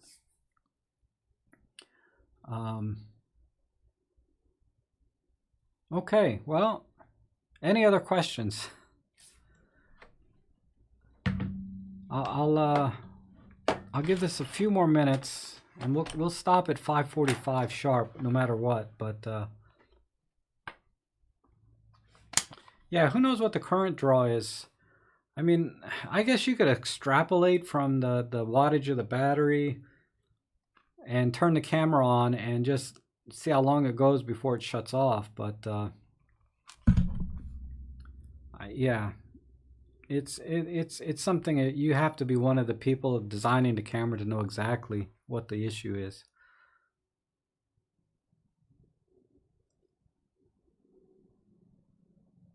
Okay, a couple of things Olympus should do if anybody's watching this.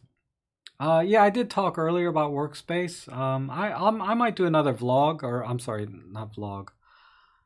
I might do another live stream just for Workspace. I was planning to do a Workspace vlog today, but because the E-M5 III came out, I just said, well, let me get on that bandwagon, right, and talk about that. But yeah, yeah, sorry, Dennis. I did talk about Workspace a little bit in the beginning. If you have a specific question that I can answer quickly, I'll be happy to do that. But I'll have to do a separate live stream for Workspace. Like I said, I was planning to do it today, but because the E-M5 III came out. So Olympus, you know, the little light on the front of the camera, you know, that's normally like right here. Make that a tally light so we know if video is recording or not. That would be nice.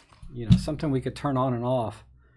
That could be a firmware update, right? Because we're not asking the camera to do anything hard, like handheld high-res shot. I'm just saying, just turn the light on when the video is running, recording. I like the SD, and I like this about the E-M5 Mark II, is the SD card is on the side. And you would think, what's the big deal? How often do you change the SD card and battery at the same time or whatever? But it's a pain to take that SD card out of the battery compartment. I got no fingernails at all. They're very tiny. I'm too close to the lens, but I can't open the cans because I have no fingernails.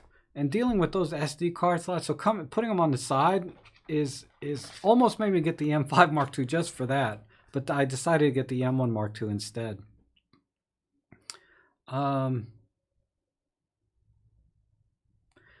Yeah, now in Peter's video, he talked about the custom sets, right? How there's only one C on the mode dial. Whereas like my Pen F has 4 custom modes and the EM1 has 3. But anyway, you can reprogram some of the other buttons on the camera, I'm sure, to one of the custom settings. So it's not a big deal that it's not on the mode dial. I'd rather have it on the mode dial, but it's not a big deal that it's not. So I don't think you're going to have to deep dive into the menu every time you want to change a custom setting, because I think that was something Peter was saying annoyed him.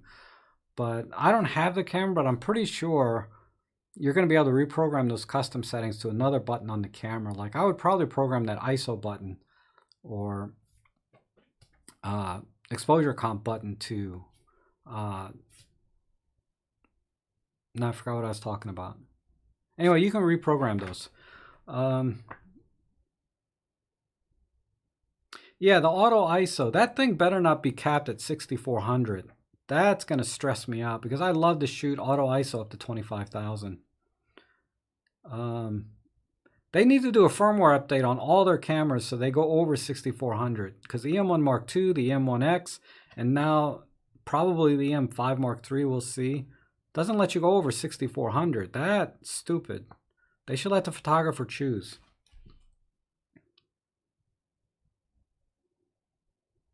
And the other good thing about the E-M5 Mark III is the battery door. Look at the battery door on like the Pen F, the E-M10 Mark II. It's on the bottom, but it's got this slider, right? And I can tell you, I'm not alone when this thing is broken, okay? And the problem is when you push on this to open it, it puts pressure on this plate. And this plate is held on by little plastic pins that break. So every time you push on this to close it, it's putting pressure on that. And that's what happened to my E-M10 Mark II. Now the E-M5 Mark III and the E-M1 Mark II have a much better battery door design. I'd show you, but I'm using the E-M1 Mark II. You slide a lever like this to open the door on the bottom. And that puts no pressure directly on the plate like this does. And when you look at your, if you have an E-M5 Mark II or an E-M1 Mark, you know, if you have an Olympus camera, depending which door you have, you'll see exactly what I'm talking about. So that thankfully it has that kind of door rather than the doors like they put on every other camera. That's like the worst design ever.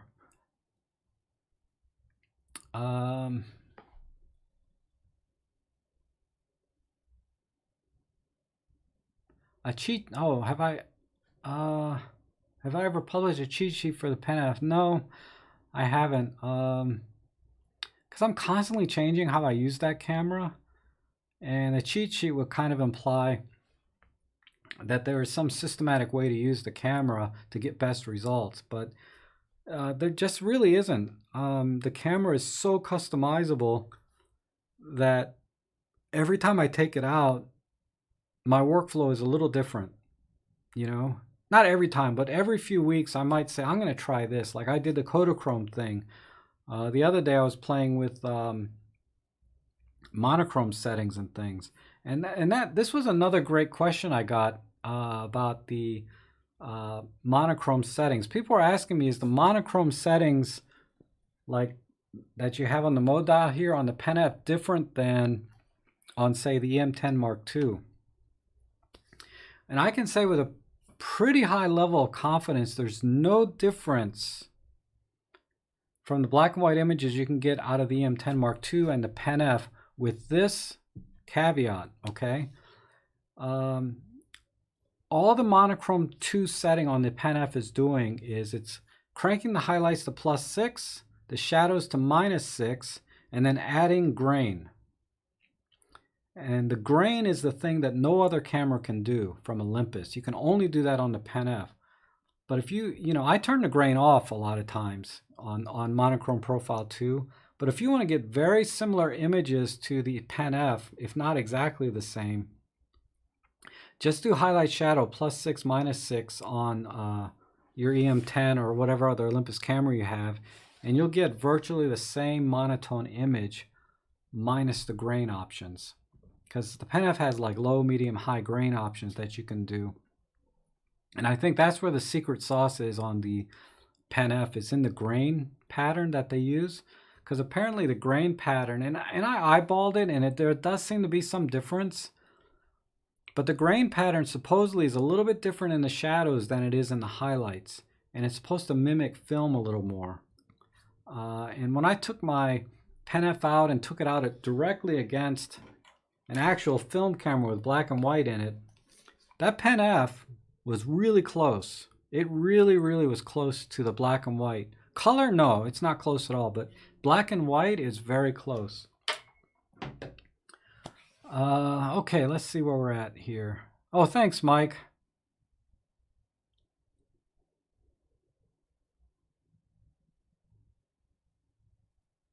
Oh, the Olympus pen, this is a VP10. V as in Victor, P as in Paul 10. They have it right now on the Olympus Get Olympus website refurb for, and that's how I bought mine. I bought it from Olympus for like 40 bucks. I paid a little less than that, but with shipping it came to $40.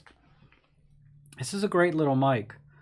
Most of my vlogs, you'll see it in my shirt tucked in, and give you an idea of the sound quality. I mean, it's in mixed conditions with lots of ambient noise, but it's really very, very good. Very, very good, and much easier to use than this stupid H1N that I bought. I never use. I try to hook it up to my computer instead of using like this stupid boom mic. Well, it's not stupid. This is great actually, but I couldn't get it to work.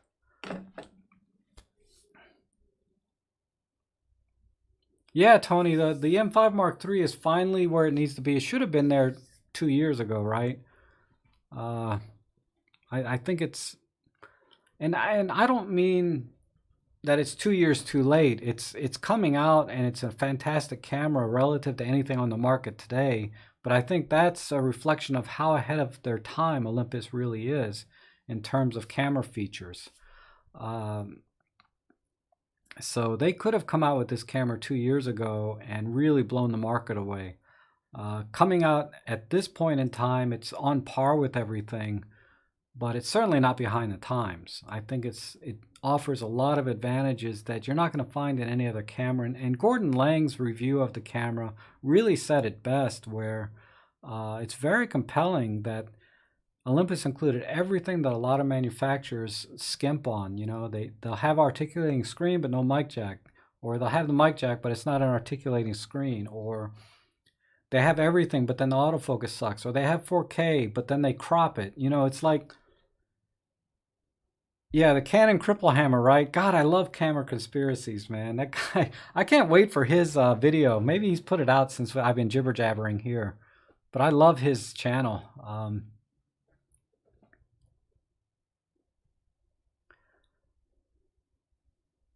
Oh yeah, Arthur, they're saying the ISO 6400 is supposed to be at 1600. I saw that on the camera store video. I don't buy it. I'm gonna take my EM10 Mark II and shoot it at 6400 or at 1600. Then I'm gonna take my EM1 Mark II and shoot it at 6400. I guarantee you there's gonna be a difference. I don't believe it. That sounds very, very optimistic. Maybe on a bright sunny day, yeah, but in real life, if you're taking pictures in low light, there's not gonna be two-stop difference in performance. Just my gut feeling. Okay, good night, Arthur. Sorry about that. We'll see you later. Thanks for coming in. I'm glad you caught me tonight. Yeah, Tony, no cropping. That's what I mean. So Olympus has put everything together in one camera that's small and lightweight, right? On top of that, and weather sealed. So the camera has everything that you could cram into it that Olympus could pull off the shelf. And that's what the EM5 Mark III is everything Olympus does best in one camera. And that's why I'm 99.9% sure I'm going to get it. Usually I like to wait until they go on sale or there's some deal. But I don't see any reason to wait to save an extra $100, $200 if I can get everything I want right away. And like I said, I can justify a purchase like this. If you don't have this camera, let's say you have the EM10 Mark II. If you just got an EM10 Mark II or you're happy with that, there's no reason to buy an EM5 Mark III. It's a nice upgrade, no question, but for photography, no reason to buy it at all, in my opinion. Even if you have any Olympus camera right now, there's no reason to buy an EM5 Mark III unless you really want to get into video and blogging. Then it's an excellent camera. It's definitely worth every penny. But For photography, I just don't see any reason to upgrade to it, that alone. I mean, I can justify it on my channel because I have a channel for it, right? And I just love how it looks cosmetically, and I've bought a camera in 2.5 years, so I'm itching to buy one. I'm due. All right, I think that's about it. So I'm gonna wrap it up if there's no other questions. Yeah, that's a good question. Why do I need the Mark III, right? EM5 Mark III when I have an EM1 Mark II? Uh, because I want a smaller, lighter camera. It's 200 grams smaller and lighter. And just to give you an example, this EM10 Mark II is about the same size and weight as the new Mark III. This camera with the kit lens or one of the primes like the 17 weigh less than the my EM1 Mark II body only. Now we can split hairs, there's a few grams here and there, but I can go out with a lens and body combined for less than the weight of the body alone on the EM1 Mark II. So I just want that compact size, really. And the fact that it has all of the great autofocusing, everything on the M1 Mark II. Now, if I was using heavier lenses all the time, like if I bought all pro lenses like Joe Edelman did, then yeah, I would just stick with the M1 Mark II or get an EM1X for that matter, because that has the best grip ever. But I don't shoot. I shoot little tiny primes like this. Just little tiny ones. See, like relative to my hand. It's always hard to tell on camera, right? Versus, where's my pro lens? I don't know. I only have the 112 to 40 Pro, but it's like this size. You know, it's like, oh my God. Yeah, I'm not, that's why. I don't need it for personal use. If I was just the average person with already these cameras, I wouldn't buy it. But I'm going to buy it because I do a lot of vlogging and it's easy to justify for me with my camera business, right? Yeah, it's been over a week for you, right? I know, right? I have such a bad case of gas. What's really bad is all these film cameras I'm looking at. I'm looking at like a Nikon S3 and maybe a Mamiya C330 because I want to go large format, you know? Large format film, maybe 120 film or maybe 6x9, like a Fujifilm 6x9. And they're relatively cheap, man. I've spent more on lenses than I'll spend on those cameras, but yeah, I'm dying to shoot 120 film. I've never done that before. I saw a video on a 4x5 format camera today, which was amazing. Amazing images out of that. Heck, maybe I'll just go all out, get 8x10. No, not really. I don't want to spend an hour setting up before I can take one picture.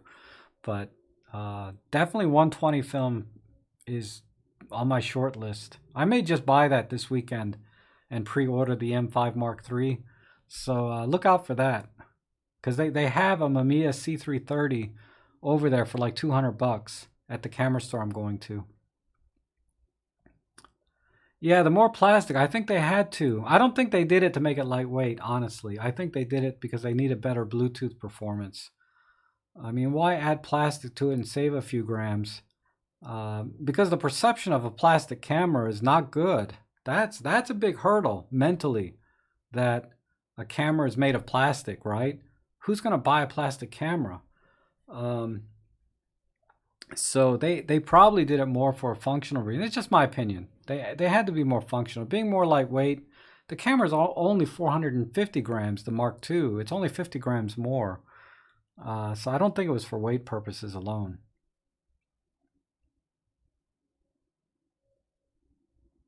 Oh, you did wedding photography, huh, Marco? Man.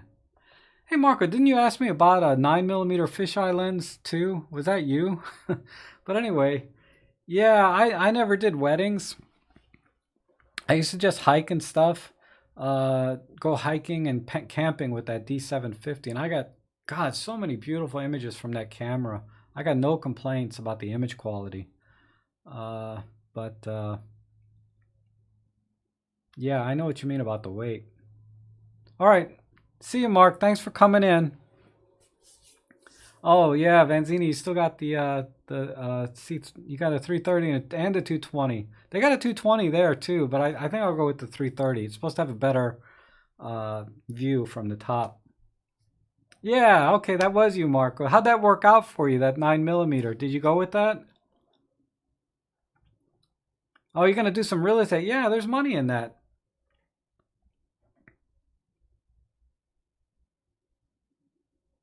Ah, Northern Lights with an EM10. I'm sorry, I don't have any experience with that one. You'll have to Google it.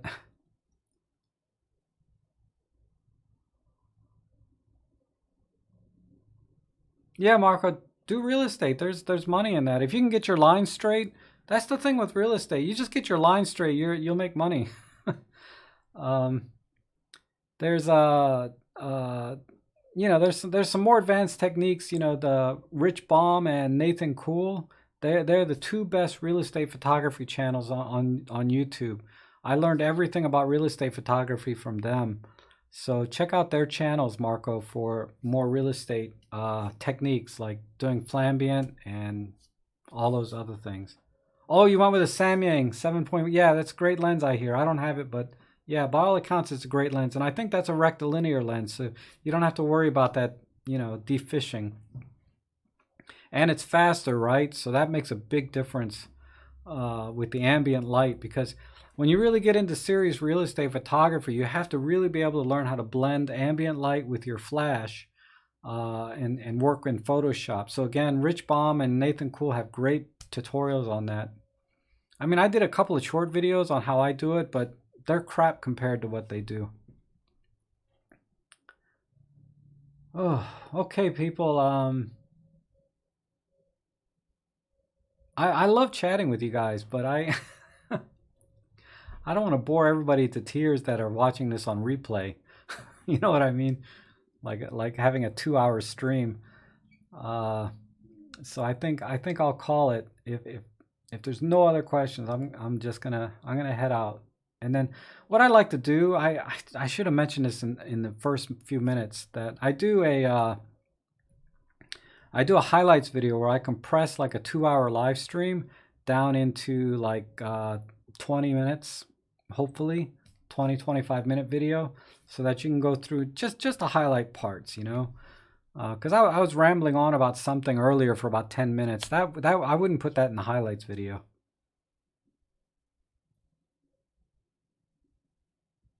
Oh, okay, Walter. Yeah. Saturday I'm going, Walter. Saturday I'm going to the launch event in Arlington. So if you want to come with me at that, they open at 10 a.m. and they finish at 3. So I'll probably go closer to 10 than I will 3. But if you want to go to that with me, that would be great. Otherwise, we'll see you in the afternoon.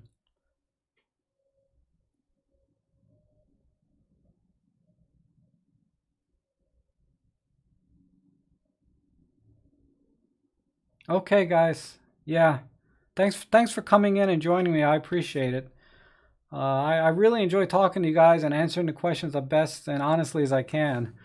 Uh, and yeah, time to nap. I know. My God.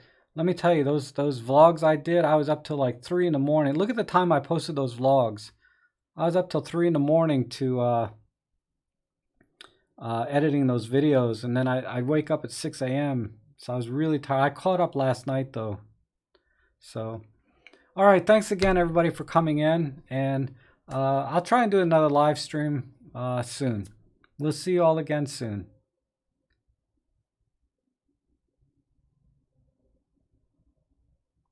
Oh, Robert's asking about the. Sorry, there's another Rob here. I have to answer another Rob question, right? Um, the G85, finding that a little too large. Yeah. I mean, money, no object. Yeah, get the M5 Mark III. If you want to, but honestly, I think Panasonic has some very good compact cameras too. I think it's the whatchamacallit. I think it's their GX9 or GX. Check out they have very compact cameras from Panasonic. So if you're doing primarily photography, you can save a lot of money and get a smaller camera with one of their smaller. Now, if you want a viewfinder, that's a different issue because some of their smaller cameras don't have it. But I would check out Panasonic first for even smaller cameras than Olympus. Like Olympus has their pen line also, but it doesn't have a viewfinder. So if you want to keep that viewfinder action, check out Panasonic. But the M5 Mark III is an awesome camera. And if money's no object, I would buy that over any Panasonic at this point because the autofocus alone is worth it. And it's definitely more compact at 400 grams, but I think the G85 is only 500 grams. But you'll have to get out and feel one and hold one in your hand and see really if that's going to be better for you, because you might miss that grip on the G85 going to an E-M5 Mark III. So yeah, when you say is it worth it to buy, that's a tough question to answer because you have more of a handling issue, like how does it feel in your hands? Is it small enough? And that's something you're only going to know when you actually hold it. So do that and then see. But yeah, GM1 and GM5, thank you, Vlads. Those are very small. I don't know if they have a viewfinder or not, because I'm not really a Panasonic person. And yeah, the Olympus has a lot of features. I wouldn't buy G7X or GX. Oh, GX7. I'm sorry. I was thinking of the G7. GX7 I think has some flaws though. I wanted that camera when it came, but it has some flaws. But yeah, Robert. I hope that helped. I wish I could give you a definitive answer, but you have a handling issue. Yeah, GM5 has a viewfinder. Okay. Yeah, check out the GM5s because you have a Panasonic lens already. All you need is a body, right, for it. Yeah, no viewfinder on the GM1. Man, I wanted the original GX1 Panasonic so bad. I almost bought that and got into Micro Four Thirds back when that camera came out, but I decided to go with the Sony NEX, which you know, I wouldn't call a mistake, but I don't use it anymore. And I'm all in on Micro Four Thirds now. So, okay, I'm definitely going to go. You guys can talk amongst yourselves if you're going to start talking about Panasonic, because I just don't have any expertise in that. So I wouldn't be able to contribute positively there. Or productively, I should say. I got nothing bad to say about Panasonic, though. Thanks again for joining me. We'll see you guys again soon.